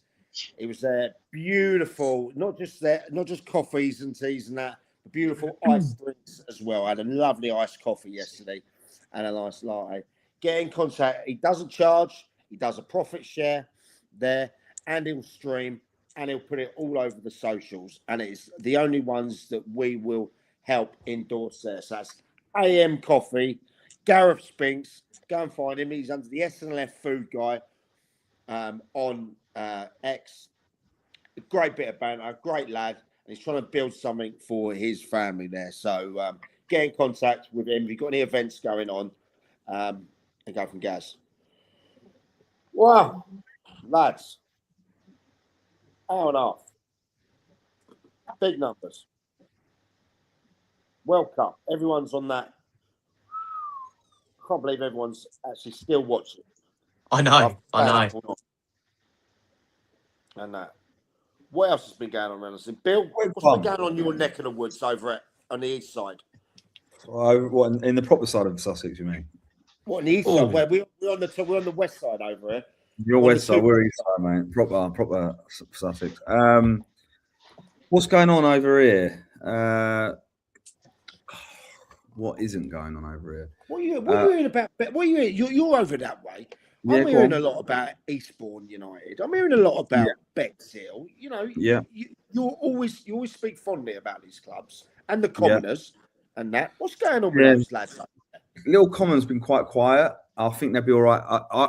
They're the ones I think I said a couple of weeks ago. So I'm a bit concerned about they might go down this year, right? And I like Russell. I really, really like that football club, and since I've said that, they've been quite active in bringing some lads in. So we'll see what happens there actually. But I was a bit worried because obviously some lads were going to move on to pastures new. Obviously, Sammy Adams, 40 years of age, mate. He still runs. He can still run in midfield. No, you took their best player. It's unreal, by the way. He didn't play for Hastings yesterday. He's assistant manager now, but he was getting up just in pace, right? But he's trained a couple of times, mate. I'm telling you, Sam is. I think he's like 20 odd games away from 700 games for Hastings. 700. Yeah, he's like a proper club legend. Wow. Club legend. And he's been a little common for a little while, hasn't he? He's had a couple of seasons there. Yeah. I gave him when he gets to 700. Can you get him on? Mate, he hates talking, so it'd be impossible, right? In football, he can talk. Away from it, this is like the idea of Sam's worst nightmare, right? But to the banter, though, isn't it? Yeah, but Sam, so I remember his 600th game. We gave him he had a testimonial against Tottenham. I had 1,500 people. Hang on, he's had a testimonial already, and he's now played over more games. Yeah, because he played over 10 seasons. Yeah, had a testimonial against Tottenham. Tottenham brought down a really good under 23 side. Actually, a couple of players ended up playing in the Europa League winning team and moved on to clubs and stuff. So and it was a great day for him. But over here, so Bexhill seem to just have their players. Do you know what I mean? It's like loyal. It's like the same. Like for me, I look at it and you kind of go, I think Jay's doing a really good job there because replacing lightly leaving, it proved that it's not for everyone because the manager that went in nearly got him relegated. Lighty comes back in, does well again, leaves, and it's like, oh no, what's going to happen here? But Jay managed to keep all the players and keep the identity a little bit, and he done really well last year. One of them's gone Peacehaven though, haven't they? Oh, did I see one of their players has gone to Peacehaven? They lose a few players. A couple of players. Yeah, Charlie Curran, is he going Peacehaven? Charlie Curran's gone Peacehaven, yeah. Yeah, but Chonky's still there, and he's a club legend. Yeah, Charlie Curran's a lad that came through at Hastings, local Hastings boy. But I'm glad he's getting a shot at Isthmian League football because he's a proper character though. He's a funny boy. I think like they keep most of their lads there. They keep the spine of what it is, and I think Bexhill like I always would say they're shoe on for like mid-table finish, but a mid-table finish is gonna be even harder this year in that league. So I don't know about Bexhill. Westfield, I kind of said I think like be wary of him. I think they'll end up being one of the top dogs, but it all depends who else they bring through the door, because they might end up being a little light, but we'll see. That Rooney 25th of July, Bill, they got the Inter Legends game at Westfield, by the way. Yeah. You going? Celebrity. I'm supposed to be, but I've got to tell Jack Stabley that you're not. Can't. Because, listen, I've got a legitimate excuse. Legitimate. And Jack, Sure, if you watch, I'm so sorry, sir. I only found out today. I've got my daughter's gender fucking reveal. Yeah, you can't. Yeah, you can't go. So there's that. I mean, little common, do what they do. Eastbourne United. Can I add about Howsham quickly? Sorry, while you just mentioned Westfield. Yeah. I think Howsham are going to have a say next season in Div 1. With their ground's unreal now. They brought any lads, got some players in. Mate, they got some very, very good players there last season. Yeah. Connor Townsend. I tried to sign Connor 3 or 4 times when I was at Seaford, but his mum's chairwoman, so he ain't going to leave. Mikey Lloyd was there last season. Marcus Richmond was there last season. Tristan Jarvis was there. Robbie Keefe was there. Like, if they keep all them with their new ground, they'll have a say in it next season. Yeah, their ground with that 3G, bring them to life, won't it? Bring them to life over there. So you got Howsham. Obviously, we've talked about Seaford. Eastbourne United do all right. Eastbourne Town, I don't know. I think they'll have another like successful Isthmian League season by finishing around the mid-table mark again, which I think is a success for the club of that size in that league. Like, I don't think you don't have to win things that get promoted to have success. You have to look at the size of your club, and success is determined on that. And the budget and stuff down there, a mid-table Isthmian League finish is success. Eastbourne Borough, shrewd signings. Like, we battered them last year. Talk to me about these, Bill, because you've took a bit of shit over the things from their fans and that. And to be fair, they did go down. They went down, yeah. We said they would, yeah. Yeah, so talk to me about what's different. What have you heard? So the difference of last year was they changed manager 3 times. Tommy Richardson said that what he thought. He thought was like an issue at the club, and we mentioned on here that like the managers weren't really signing the players. Yeah, mate, Essie Dons will wipe the floor with Lancing on that game. I'm going to be there. I'm going to be there for that game as well. So would I, you got links there, haven't you, Bill? You know the people there. Yeah, I'm coming to that game. They'll wipe the floor with them. Like, not being horrible, but they got Femi Akafenwe playing up front for them. The step 3 striker, like, he will tear them apart. You got the outfield legend Big G down there as well, haven't you? Big G, is he still playing? Good mate, George. He's playing next season. George is playing. Ryan Palmer's just signed for another season there. But yeah, they're very good. They're a very good side, and Tony and his staff are fantastic there. But with Eastbourne Borough, it weren't very linked up, right? Kingy's now come in. He's got his summer. He's got his black book out. He's gone out and signed some good players. They don't train in Eastbourne. They train in Tunbridge to attract players from around that area. Like, so coming from Dartford or anywhere further, it's easier to get to Tunbridge than it is all the way down to Eastbourne Borough. There's a lot of clubs that do that, Isthmian League level and above. Lewis did it for many, many years. I don't know if they still do, but they always trained like Orpington way, like London way. Funny enough, Folkestone, who've got a brand new 3G pitch, don't train on it. They train more London way as well. It's just you want to get the catchment of players. So King's like got a few of the lads in from real big clubs. He's brought Liam Nash in, who is obviously a National League South striker. Really, he's just got the right mix of experience and youth. For me, it's just about how sustainable it ends up being, because there's been a lot of money needed to be put into the club again this year. They've had to relay the 3G pitch, which they probably would have financed because it ain't cheap. The Norwegian Cruise was a significant six-figure sponsor. That's not there anymore. Now they've got another sponsor on their shirts, and it's I believe it's like a telecom or internet company that's now taken over the shirt, which will be a good Are any of the full-timers still there, Bill? Some of them are still there, but they're playing part-time now. Yeah, so their contracts have been changed, have they? Or I believe so, yeah. But to be honest, Wisey, some of those players getting paid full-time money would be less than what the part-time boys would be getting at that. Yeah. You know, like on 35 grand a year, but then you can't attract the 600, 700 pound a week players because they didn't want to go full-time because they're all getting, some of them might be earning 50, 60 grand in their normal job, and then football's their top-up, right? You know, like if you can't even offer them what they were getting football plus their actual job, then you can't get them full-time. It's impossible. So I think what happens to them if they don't go up this season? They've got to, haven't they? They have to. I think so. Like if they don't go up, the board have got to be accountable. It's not. It can't be for that amount of time. And similarly at Hastings, by the way, I want to say, like last couple of years at Hastings haven't been very good. They've not been very. It's like, you know, relegation and near relegation. It does come to a point where you can't just keep blaming players and managers. You have to look a bit deeper.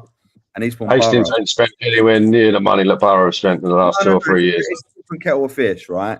But I look at the Borough thing is, I think Adam Murray was a godsend for them, an absolute godsend when he came in, and them losing Adam Murray, who their spin on it was like they didn't want him, which is bollocks, by the way. Yeah. Adam Murray going out, Adam Murray leaving, and he wanted to go. Where is it? Where is he now? He's now Barrow. Yeah, it's just left Morecambe. He's got the Barrow job. Ah, okay. Is it Morecambe? Was it Morecambe? Kidderminster. Sorry, Kidderminster Harriers got them promoted, and now so got a promotion with them, and then got the Barrow job. So in National League, so like, and by the way, being around him 5-6 days a week when I was there for that year, like the knowledge, the detail they go to, like. I've been very, very fortunate, whether I've been a chairman, whatever in a football club, whether I've just been, even been a women's manager at a football club and being around the men's setup. Like, I've been very fortunate that being around the likes of Adam Murray, Stu, his assistant as well, Aggie, John Meaney, Gary Elphick, those sort of people, you really understand. That reminds me, remind me about Meaney in a second. You know what I'm going to say. Oh, okay, yeah. So being around those sort of people, you just fucking you just realize there's absolute levels to preparation, there's levels to commitment, there's levels to detail, there's levels to everything. I know I could give Chris Agata a 6 out of 10 bunch of players and they make them 8 out of 10. Do you know what I mean? I love Aggie. Aggie's great. What he does. And then same with Mino, but then like they're both obsessed with football in so many different ways, right? And seeing that obsession, and look, not everyone has to play possession-based football to be good. There was times that Aggie would be so obsessed with that, and he's kind of evolved over the years, and his style's changed, right? But being obsessed with the little details that can kind of nick you an extra 10 points a season, I find absolutely fascinating in football. And like Adam Murray was a godsend at Eastbourne Borough, but Kingy's a different sort of manager. Kingy is a recruiter. Kingy don't do any of the coaching. Kingy don't. It's not his bag, but he has staff to do that for him. But he's a fucking brilliant recruiter and has been forever years. But he does like to bring players in on good money. But it's, like I said before, it's down to the clubs that give him the budget. So if it goes and it don't work, and Borough in trouble, which I don't think they will be, but say they are, he'll get the blame. And it ain't his fault that these clubs give the budget and let him sign the players that he signs. Say no. Yeah. If he goes though, his players go with him. Yeah, that's what King's like. Like he's like that. Yeah. But I think this is King's last job. Okay. I think this is his last job. I think if this don't work, he's done. And that's not because he's not good enough. I think he's done if this don't work. Is it because of that book sometimes runs out? Well, yeah, like it's getting to the end of it. Yeah. There's probably names in there that made their debut in like 2001, right? So We don't even play anymore. Yeah. But he does. But to his credit, when he was out of work, I'll see him at games all over the place. All over the He place. lives and breathes it, doesn't he? He has done for forever. Yeah. And he all over the place. So like he keeps kind of a bit like I might know you give me like stick for like the fact that I could be out Monday, Tuesday, Wednesday, Thursday. Right? But for He's me, a football slut. it just keeps my mind. It's weird because people go, "Oh, this player," and then you go, "Oh yeah, you've got to know your markets." Because was he an agent as well for a while? yeah, he did a little bit of that, but there was all sorts of rumours that he was agent whilst he was a manager and bringing these players, getting the cuts from both sides. Yeah, which I'm not. He's not that stupid. Kingy wants to win games of football first and foremost. Like that's what he wants to do, and I reckon Eastbourne Borough will be up there. I don't know if they'll win it, but if they don't, they have to go. If they don't go up, I think that they could end up the way that the club's been run by people that know how to run a football club a lot better than I do. By the way, I'm not pretending to be an expert, but looking from the outside in, when this new board come in and they all took over and they was talking of Football League in 5 years. Yeah, it's impossible now. Yeah, they're closer to County League than Football League now. Yep. So if they don't go up, they're going to put. They haven't made. What they've been there 4 years now. This will be their 1, 2, 3. This is their 4th season. Like Borough were. I remember watching them beat Dorking under Danny 3-1 New Year's Eve, New Year's Day. Like that's probably the worst decision they made. That for getting rid of him. Yeah. And I think if they don't go up this season, I think they'll be in danger of potentially folding rather than going anywhere because it's just not sustainable at all. I think Borough, even hindsight, looking back, when they took over, they should have stayed part-time and been the heavy hitters, signing the big part-time players. And then should have just kept Danny in the job. Danny done an unbelievable job at Borough for however many years. I agree. Sadly, his face just didn't fit with them. No, he wasn't the right manager to take him to where they wanted to get to. No. I agree with that, but they should have kept him there until they got closer to where they wanted to get to. Does that make sense? They've just gone, right, we've come in, we're going to get a high-profile manager in and we're going to piss it for the next 3 or 4 years. And actually, they had someone there that knew that league, been in and around promotion for 2 or 3 seasons, and they just got rid of him and brought in a load of professional academy kids, threw a load of money at it, and they made themselves like I say, they're closer to County League than they are to Football League. Bill, can I just pick up on something you just said there, just for people that don't know? Talk to me about the difference between the full-time players and the big-time part-time players, the hitters. Okay. Right, so the difference is simple. Let's just say you are a player that can play step 2, step 3, and pick up, I don't know, £500-600 a week. Yeah. So you're picking up. Let's say you pick up 2.5 grand a month in football, 38 weeks a year. So you're doing the maths on that, right? And while you're doing that, you're also working a job, maybe in the city or whatever, 60, 70, 80 grand a year, or even if you're only picking up 30, 40 grand a year or 20 grand a year, whatever it is, somewhere else, calculate those figures. So, for example, you're getting 50 grand for your normal job plus, what does that work out? Over 10 months, 25 grand, 75 grand all in all. With all due respect, a club like Eastbourne Borough, with the full-time environment, with all those things, full-time staff, full-time, because when you've got full-time staff, you need full-time operational staff as well. You can't just have full-time football staff and the place not opened. The building has to operate, right? So you've got full-time staff, full-time this. Then you've got your physiotherapy staff and your medical staff. But with all due respect, if they're popping in for an evening or 2 evenings a week, it's a lot different than if they need to be there 4 nights a week, 4 days training, any recovery stuff around that. So that again, medical people cost money. Yeah. So you look at all that. Then you get to your playing budgets. If you're earning 60 grand in the city, plus you're earning £600 a week playing football, that's what you're earning. and you're making about 80, 90 grand a year. Why would you accept a full-time football job at 60 grand a year or 50 grand a year? I get what you're saying. 100%. You wouldn't, would you? Because No. you're losing out. So if I could do my job and still play for at the time Hornchurch part-time, pick up a decent wage, but still work, I'm doing that versus going to Eastbourne Borough full-time. Now, don't get me wrong. The reasons clubs like Eastbourne Borough end up with a load of young kids is because loads of people that have left the professional game, been at the academy at Arsenal, like God bless his soul, Billy Viger and people like that. They've left the big clubs and they want to stay in full-time football environments, right? It's a full-time football environment. So you can get them on your 25s and 30 grand a year.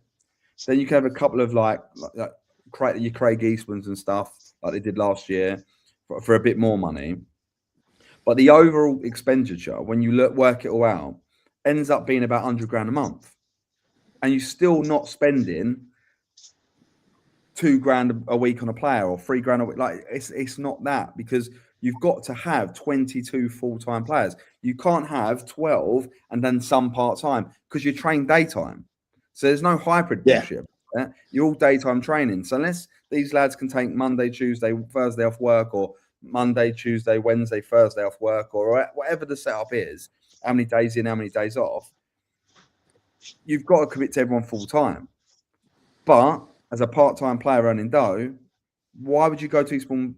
Let's just say, I don't know, you had a good job that you got 5 promotions in, you've been there for 6 years, and it's stable, and the business is stable. Why are you going to Eastbourne Borough on a 2-year or a 1-year deal, leaving your real job, and then at the end of that deal, you might not get another job, and then you've got to go and find a job again? Like it's life unsettling. So it's not easy. It's really, really not easy when you're going from part-time to full-time. The trick is, and Worthing done it really, really well, and the Hornchurch have now done it really, really well, is you go hybrid. So for a good management team, good coaching staff, the mix of it is you'll get young players that can train in the daytime, plus the lads that might be able to nick a day or two off work, whatever, a little bit more experienced ones, and they train in the day. Then you have 2 nights a week where your more experienced lads who have lives like that they have to deal with come in. So that's a Tuesday, Thursday, right? And then you build, the young lads kind of know your model, which then makes it a lot easier for the older lads who find it easy to pick up, being able to slot into it, right? So it's piece by piece, and it just builds nicely. And then what happens is you suddenly can then offer, you can kind of say to some of the older lads, look, this is like, you can tempt them in by it because you've got a bit of time. We're going full time next year, rather than we're full time now, take it or leave it. Do you know what I mean? I'm interested, Bill. What's on this subject? I'm interested in. Go on. You got a part-time hitter contract or a full-time contract. Yeah. It's not just 500 quid, 600 quid a game. What other incentives could at that level be written into these contracts? Goal bonuses, clean sheet bonuses, promotion bonuses. I won't go into the full story, but when we won the league, we ended up at like, fuck it, we ended up paying about 15 grand out in bonuses when Hastings won the league. Yeah. But that's a penalty you want to pay if you're... Oh, yeah, we paid it. We're happy to pay it, but wish we knew most of them beforehand. Let's just say that. The craziest stipulation you seen it. Have you had anyone come to you and say, that was a new one. I want a pet tiger or something like that? No, nothing silly like that. So we don't do signing on fees at Hastings or anything like that. I know a lot of people. I know there's been Step 7 sides that have weighed in someone £1,000 to play for them, like grand up front, right, to play for them. We don't do any of that bollocks. But a Step 7 side. Yeah, it's a fact. And the manager told me, so I'm not going to air him out here, but they told me it's true. I'm not going to lie. But that's nuts. The one that the big change is, like goal bonus used to be a big thing, right? Yeah. It's now becoming the GA bonus is coming in now. So rather than it being so you get like a goal and assist means the same thing. But I actually don't mind. I'm gonna be quite new school about that. I don't mind that, and I'll tell you why I don't mind it. If someone's on a goal bonus and they're in a fucking shit angle to score a goal, and they could cross it to set someone like up, the Norway goal last night, and he fucking wallops it and he goes over the bar, when he can lay it on someone's plate, and even if he didn't mean it because he's on a goal bonus, even if like he didn't, he misses that, you're fuming with him. Do you know what I mean? Because like you feel like he's selfishly taking it himself to get his whatever quid a week on top. But yeah, so GA bonuses are becoming a big thing now. That's the new kind of goal assist bonus, combining it now. So like 20 GAs a season or 30 GAs a season, and it might push your money up from X to that, and now it's like base rate appearance fee. So where it used to be, So you get that an appearance fee. Yeah, that's happening now. Yeah. I wish I was a bit better at football when I was younger. Do you know what I mean? But then saying that, it protects the club as well. So say you get a big hitter and they want, let's just say they want £400 a week, right? But you're a little bit worried about it because what happens if they like get injured, or what happens if they've got a bit of a history of injury, like all those little things. So you might turn around and go, look, if you're fit and you're playing, I only want 400, but if you're fit and you're playing, you earn £500 a week. So you have a base rate of 150, 200, and 300 on top. So you earn more than you want if you're fit and playing and active, right? So then what happens if that player does break down, they're not sitting on your budget of £400-500 a week. It ultimately eating into your budget, right? You've then, if they're for example, if they play a 450, if they don't play their 200, you've recouped 250 that you can spend elsewhere. Do you know what I mean? So like you have to now.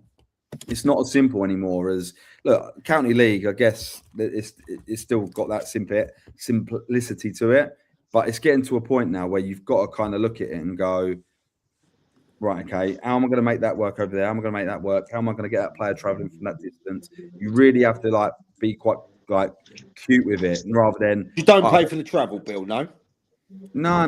That comes in you work that in your deal. So if you, for example, so some clubs do pay expenses, and that's the thing, isn't it? That's what the County League say. That's what expenses are. Expenses, yeah. But we just pay wages. From Scotland every week. Everyone that pays for like Hastings, everyone's on PAYE.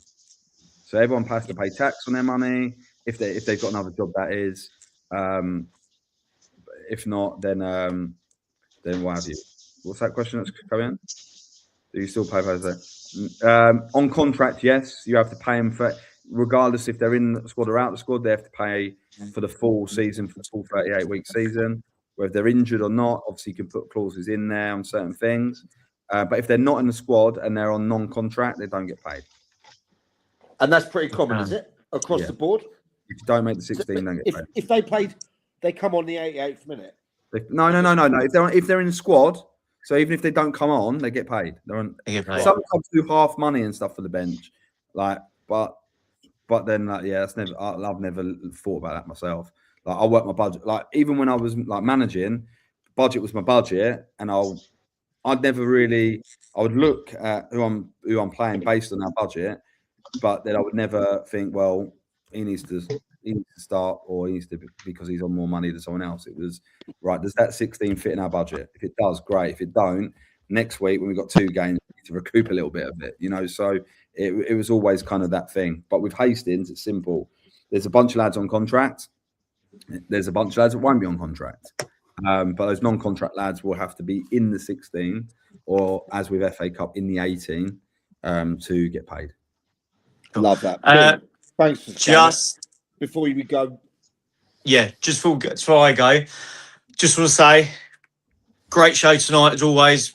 Full house back, amazing. So what I realise is I am only 2,400 away from 10k subs.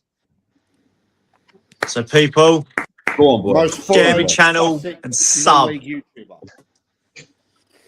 it's been a pleasure. Bye. Right. We love Lee. Go and help him out. He's been grafting his ass off there. The most followed Sussex non-league YouTuber. He's also up for a football content award. Go and see him. Go and get voting for him in there.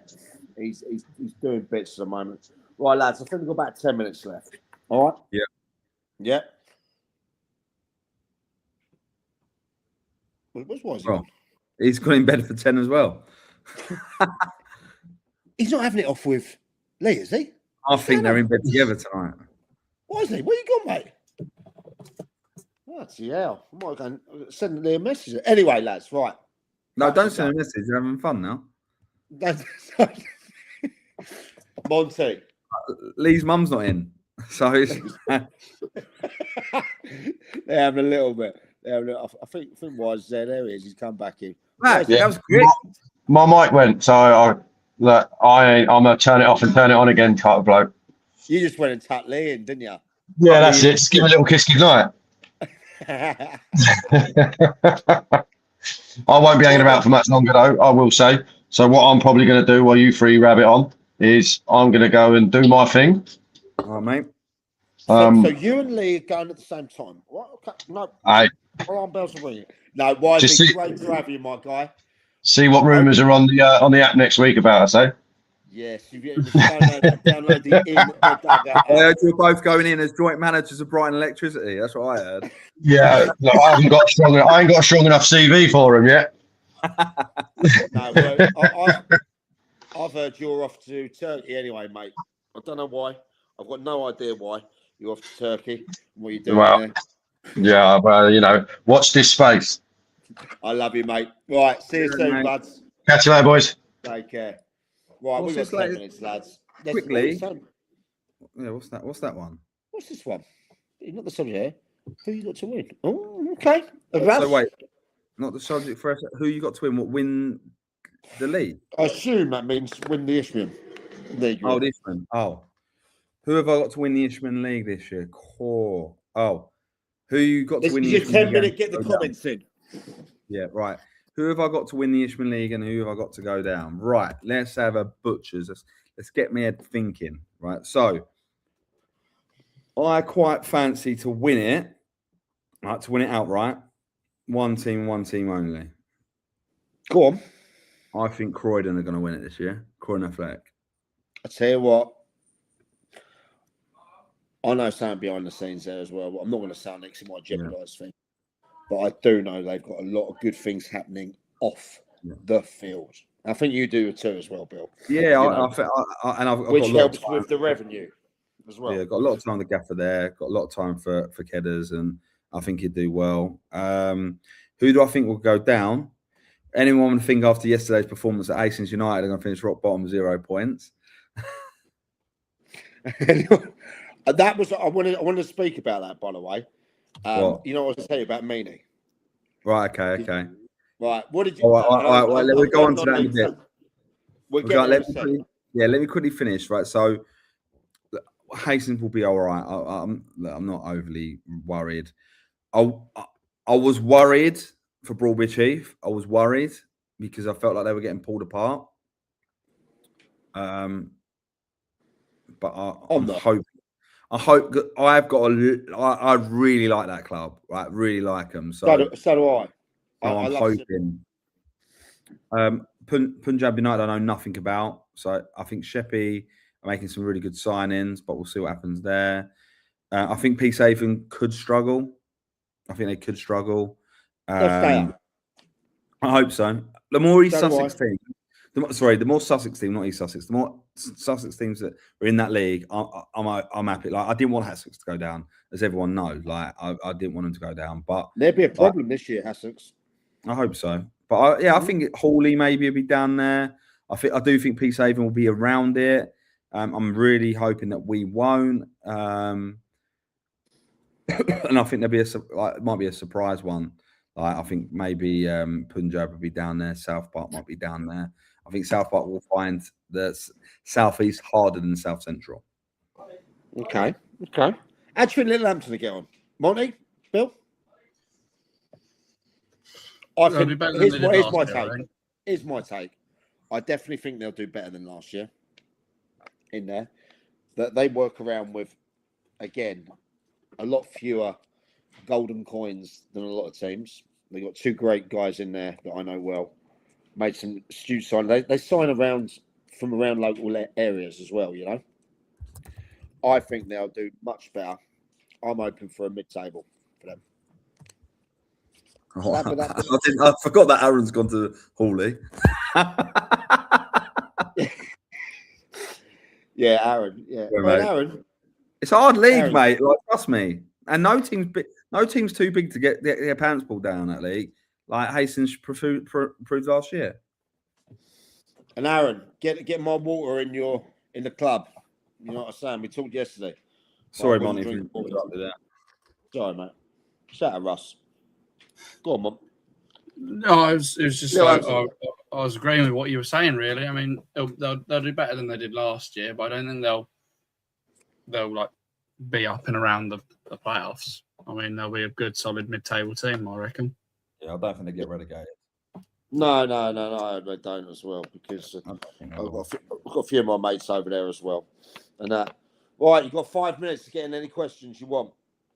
Do you know what I've not heard much from? I kind of call them the sponsored team of the podcast just because they're yours and Lee's local side. We heard nothing about Shoreham. Did they play yesterday? Did they play yesterday?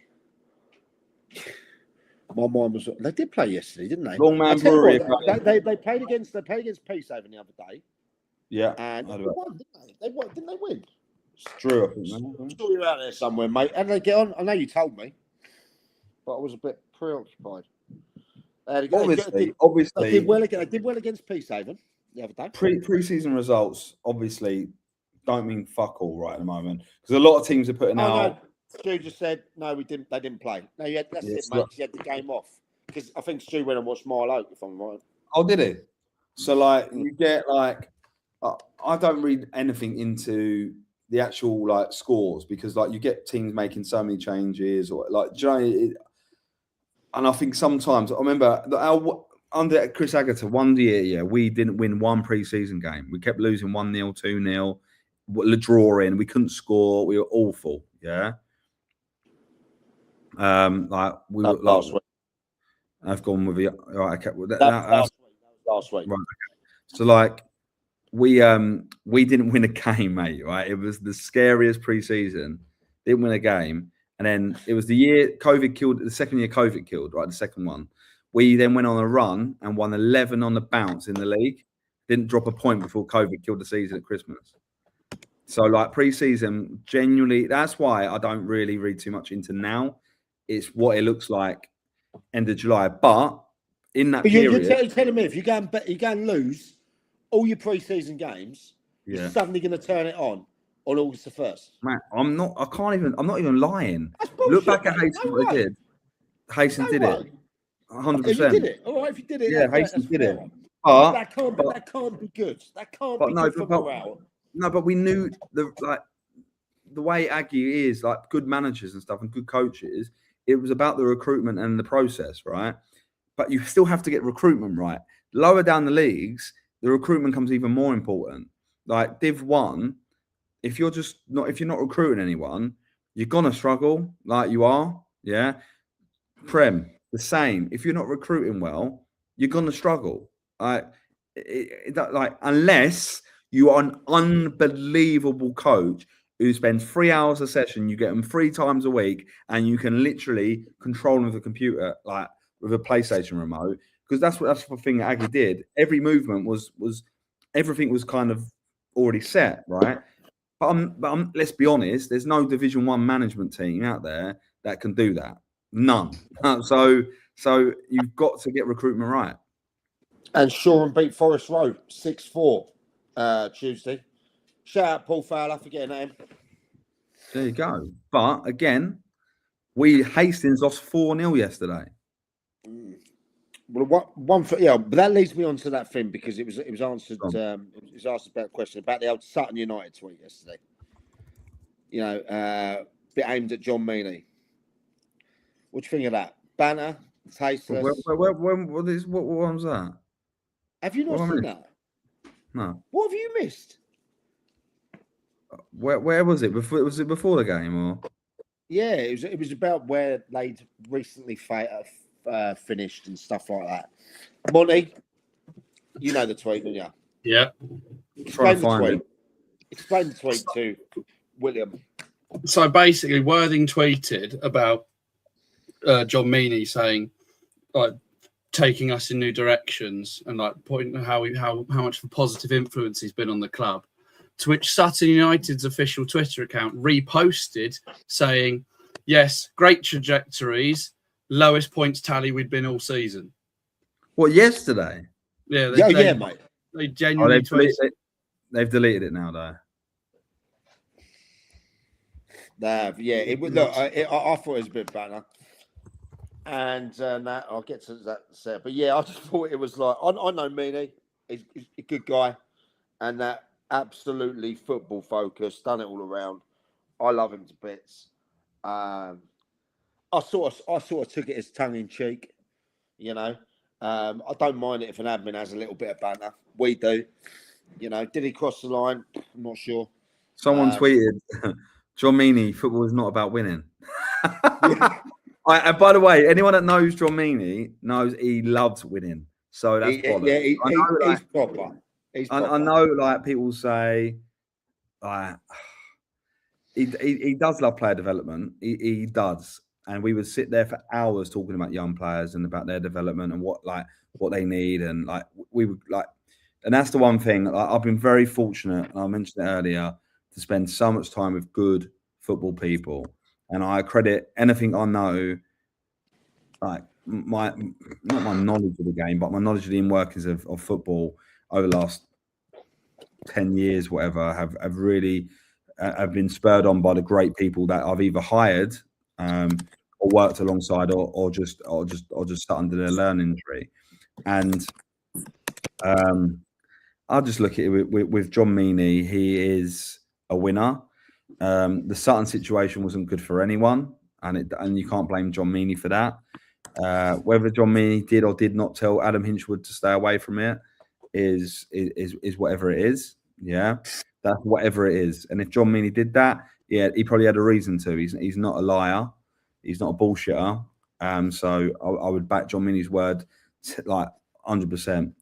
But then one of my managers, Aggie, has gone in at Sutton and is going to do what has done okay there, and he's going to do really, really well there. And I'd like to see them do well too. But fuck me, I'm looking forward to that Worthing Sutton game, aren't you? Yep. Oh, I am, because it's going to be spicy. It's very, very spicy.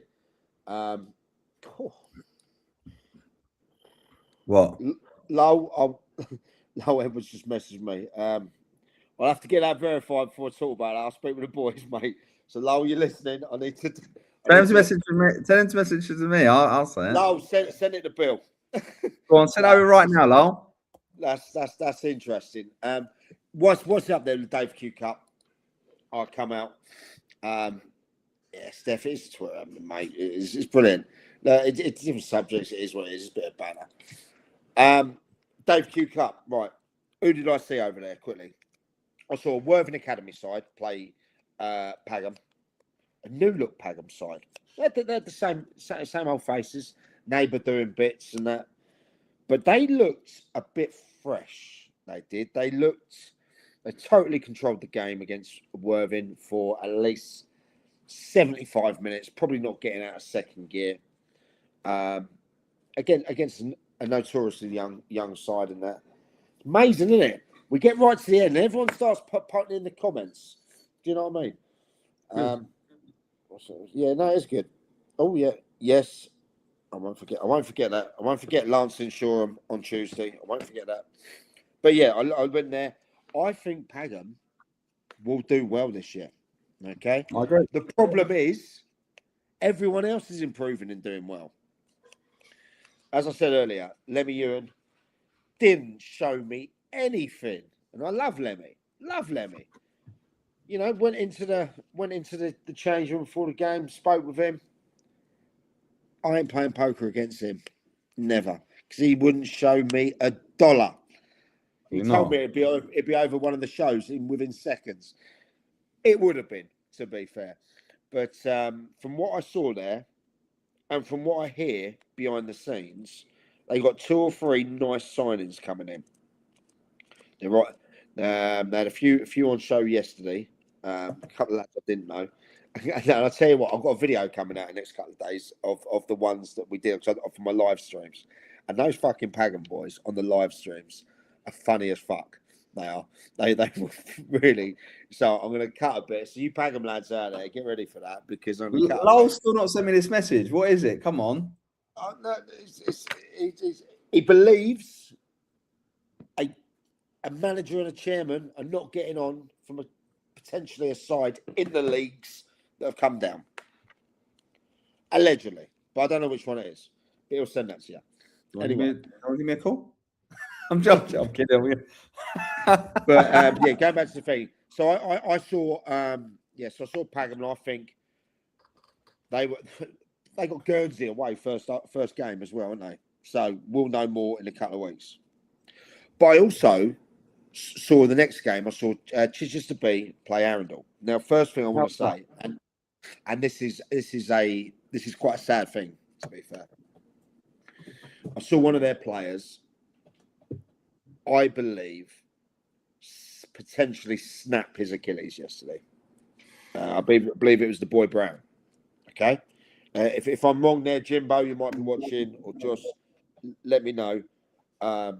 It was terrible. I had a camera set up watching the pitch. I had a camera over there, and the lad's gone walking, and he's nowhere near him, and his foot's just gone that bang, just gone, and he's in excruciating pain. So, Arundel, if there's anything we can do out there, whether there's a GoFundMe or anything like that, Dan Harvey getting Jimbo, Josh getting contact, Butts, anyone like that, get in contact. We'd love to help out in some way. We're sending our best to the lad because he was having a cracking game as well, by the way. Then that happened. So I'm sending my best to the lad there. But looking at the Arundel side overall as well, they won 5-1. Retained a lot of their faces, missing a few as well. They were an easy 5-1 against Chichester there. You know, I had a good chat with Jimbo before. And he said, you know, look, they're trying to go under the radar again in there, but you know they've got the constraints. But they played really, really well yesterday. I'm looking forward to see who it is. They're going to be bringing in as well.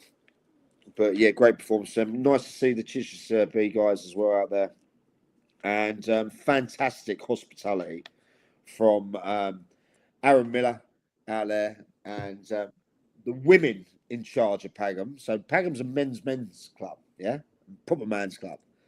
A lot of you know the chair lady, vice chair lady, all the women run the club behind the thing. So yeah, they're a girl power there, and they're great.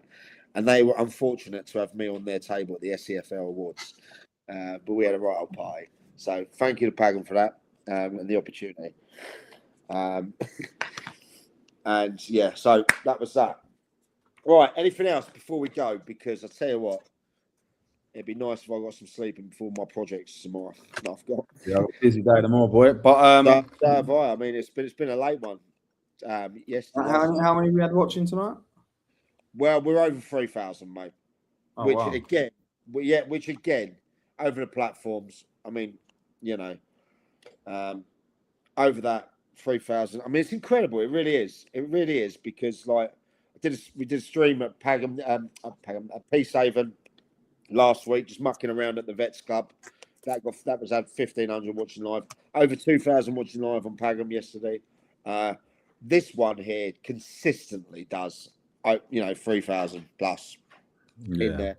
And when we say 3,000 plus, that's people watching live at the same time, not visitors. That is like 6,000-7,000 unique visitors. Now, if you look at that in the context of Sussex football, it is pretty huge, you know. So, but I was just going to say that was the first game I went to yesterday, and I had a fair few people say really love the podcast, So, thank you. I mean, like, but it is nice. It's the stuff you two do. It's the stuff Lee does. You know, YZ. It's the stuff all of you do. If you lot do not comment, do not share, do not do things like that. I did love the Vets game at the Peacehaven, mate. Yeah, I love the hospitality at Peacehaven. Great club. I'm playing the Vets game next Sunday, Mike. You are? Yeah, Boots coming out. Hang on a minute. I might extend this for 5 minutes. So Right, hang on. Stop. Hang on. Go on. First and foremost, Bill, we speak most days. Where the fuck's this come from?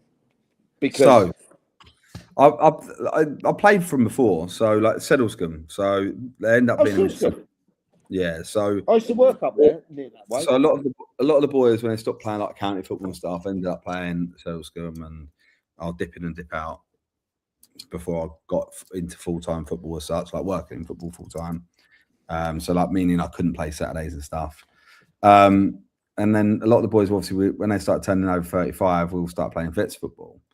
And, oh, mate, it's so good. You know there's going to be some people want to stick a right old naughty one on you, isn't there? Yeah, but the problem is I love doing that myself. So, where is this happening? Where's it happening? I don't know. I think we've got an intro. I think we've got an intra squad friendly on Sunday. All right. What? You're a Vets team that have it behind closed doors? Yeah. They've wrote me back in. This sounds a bit big time. So I walked it. Well, if I'm playing, it's got to be big time, isn't it? But I walked. Box office Billy. This is what happened, right? I play like a couple of games a season. I don't play a lot because of like just commitments. But last night I turned up to this venue, my old venue, right? And all the boys were on the table, right? And so hang on a minute. You haven't been goaded in. He's had a couple of Bill, come on, Bill. Come and play for us, Bill. You play next season. I've been in the group chats and stuff, so like I know what's going on. And they're like, "Fucking, you got to play next year. You got to play next year." I was like, "Oh, maybe." And they were like, "Look, even some of the Vets boys have been training with the younger teams, like the first team and stuff. Do you want to like?" I was like, "Do you know what? I'll come training." What's happening there? No, sorry, my lock off. It's that same thing. Sorry. All right, okay. Yeah, but phone, isn't it? Yeah, everyone always gets involved in the last 20 minutes. Yeah, but I pace yourselves. I ended up kind of getting roped into it, and I will be. I'm gonna go and train with their first team, just to get myself fit. Yeah, no, it's getting a rust. Said you went training, mate. Right, you went boxing training. You hit a bag 3 times on Instagram. Yeah. Bang! I'm still doing it. Bang. And that was it. I'm still doing it. Look at my knuckles. I'm still doing it. Looks like you punched a wall, mate. I'm punching about without gloves. But yeah, don't get back. Fucking mate, boxing's still there. Oh, still there, mate. Have a charity boxing mate. But I'm gonna just keep. I'm turning 40. I just want to keep myself fit. Like that, I'm not like we played their first team in a friendly at Christmas time, right? And I had a mate called Ben Linklater, who's one of the best, calmest midfielders I've ever played with. He came off the pitch after 20 minutes and he went, "Bill, my legs are like jelly. I can't. He said, "I don't want the ball. I do not want the ball," because like you get unfit, and once your fitness is gone, you don't want the ball, do you? You don't want to touch the ball. But I might be playing competitive Sunday Vets football next season. Sure, we mic me up and stuff and do like that geezer does on the what's he called? What's his name? That weirdo. I'm there. Should we do that? Yeah, should mic up me like running around going. I'm there because I reckon the clips we get from this, the content. Oh, mate. Yeah. It could either do two things. It could either do two things. One, you'll be out of the game within 3 minutes, mate. There's going to be players on that brand that want to spin you up in the air. I'll spin them first. Then you'll be done. Probably. Whatever happens, I'm going to be there. I want to see it. Okay, we'll do it then. I'll get you a game. You can come along. We'll do it. We're filming for the channel. I tell you what, though, you are a Lee's Football Ventures to the lovely village of Settlescombe. I tell you what, you are a football sicko, though, isn't it? Oh, you know, like you give up the, you let go of the women's team. You're already massively involved in Hastings. You go to about 3 or 4 games a week. Yep. Right. Is this a reason why you don't have a partner? Yeah, because every time I date someone, it gets a couple of dates in, I'm like, I'm too busy. Monty, take him to the estate. show him around the place, keep him there for a while. Yeah, get this thought of playing vets football out of his head. Well, no, I'll be honest with you. What I'm enjoying because obviously I'm not managing, and I want to make that clear. Yeah, it would be great content. To be fair, it would be. I'm not managing, and I'm not overbearing. Oh mate, imagine that. Get that. It's weird that we played for that same team and we didn't know. Yeah. Oh, it's crazy. All right, some good boys down that club. It's brilliant. Yeah, there is. Mate. But, with Hastings, I've been around. Yeah, that's exactly it. But that would be it, Russ. Yeah. Yeah, that's what I need to do. Like AB30, I'll do a bit like that. But more like BW40. But it's more like WD40 in the morning. Oh man, I would need it to get around that pitch. Fuck me. But I look at it like this. With Hastings, my role is look, I'm involved and I'm around the lads and I'm around the management staff and what have you. But I'm not being overbearing to the manager. He is still the manager, has to make the choices that will either be unbelievable for his career or detrimental. It's got to be on him, because otherwise you don't fall on your own sword. You're someone else's man, right? And I don't think that's right. I agree. I still suggest players. Some here have, some he won't have, and that's also fine, right? That's the role. I think that's how a manager should be.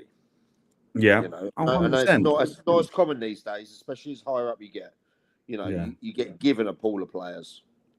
I do think though there is another model that I think actually would work in football. I'm going to tell you it hit. Well, I know we're getting there near to half 10, but this is a little philosophy that Is this the BW version 2 model? Go on, tell me. This is where I think clubs could go, right? This is where I think it could end up going. And I'm honest with it. Managers go, right? Thank you. Cheers, mate. I appreciate that. But I look at it like this.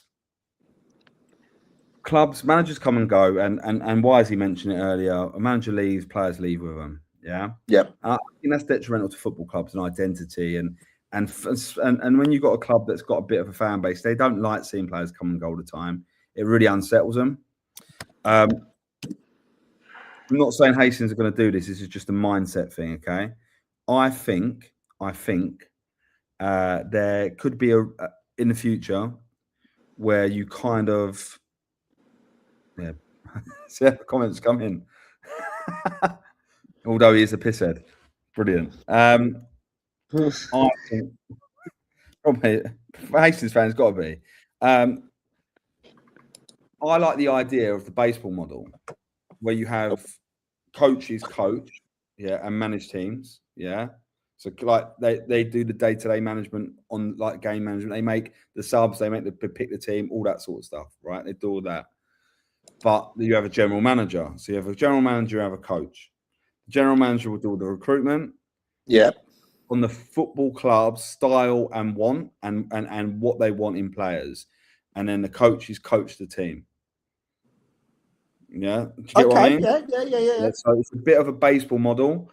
But I think what that can do is it can add identity to a football club in the sense of that general manager works and is responsible for making sure the fight and feeling and feel is and with the budget, managing the budget to that point. So if the coach fucks off, the general manager can still keep it there and another coach comes in. If the general manager fucks off, the coach has the relationship and another GM can come in to do the thing. That's very stateside. Very. And I think US stuff is shit, but I don't know. I just got this feeling it could work because everyone says the word identity, but it's not their club's identity, it's the manager's identity. And I'll give you an example. Horsham YM, if Liam Giles and his team leave there, does the club continue being like that? Do you know what I mean? Because that's not Horsham YM. That's Liam Giles' identity. Do you know what I mean? Coming from. I absolutely see where you're coming from. Naz doesn't like is it a Roffy identity or will it be a Naz identity? I don't know. We'll see. Same with a lot of places. A lot of places. The only place that you can definitely say the identity is the same as the manager of the thing is probably Russell Eldridge, because Little Common is the Eldridges, right? So it's one of the same. But when I look at that sort of model, and people will criticize me, and managers will criticize it because managers want as much control as they possibly can have because they want to be calling the shots, right? But there could be a model that comes in where it works like that. Maybe not county league football, because it's probably not easy to do in that sense. But Isthmian League or higher, and let's be honest, in the pro game, that's how it works. How many managers really recruit the players? They get a say, or they get told, we're looking at this winger, this winger, this winger. Which one would work for you better? Oh, well, I would really want A. Okay, well, we'll try and do for an A. But if we can't get A, we're going to get you B. Okay. Oh, we've got you B. Okay, I'll deal with that. Do you know what I mean? That's how it works. Okay. So why couldn't that work? Why couldn't it work lower down the table? I don't know. People I love tell me that. they want, but that's what I think. And I think you're on something like that. But we can't deny what's on the screen at the moment. What's And that? I think we have to. Yeah, we just hit a new live watch record. Over 3,300 of you watching live now. Okay. Bloody hell. Thank you. It is incredible. It really is. When Lee wakes up in the morning, I'll tell him. Depends who gets out of bed first, him or Wisey, in there, out the bed. But I think we're going to leave it on that because we've done a lot of talking. I've got bags under my eyes from last night's actions. Yeah, and bad. you know, it has been incredible. The support you've given us is amazing. It really is. But we want feedback. Yeah? We want feedback. If you're not happy with stuff, or you feel there's stuff that shouldn't be added, or we don't talk about, or you're not happy with us, let us know, because all of us are replaceable. We really are. If they want me out, I'm ready. I'm ready to have Sundays off. If they want me gone, do it now. But I don't want you gone. So that'd be a big problem. I think I'd go before you go, mate, to be fair. But yeah, what I'm saying, thank you, Russ. What I'm saying is for you lot to give up your time is immense. We'll keep doing this, but we want the feedback. We want all the feedback you can give us. Should we do this? Should we do that? We're thinking about adding as well a goals of the month section as well, like we have that come on here. So if you want to send in your videos and that, do that. We can add in a lot more media with the platforms that we're on, more clips, stuff like that. We can discuss whatever it is. This is your show. We're not the best league podcast 2026 because we wing it on a WhatsApp group before that, half hour before. Is that true, lads? On that note, I want to read out one thing that I said earlier. I'll be on usual time 5 minutes before. That's true. He puts that in the group. We put it together. We get a couple of ideas and that. But this is your show. You control the dynamic. You stick in a curveball and that. Okay.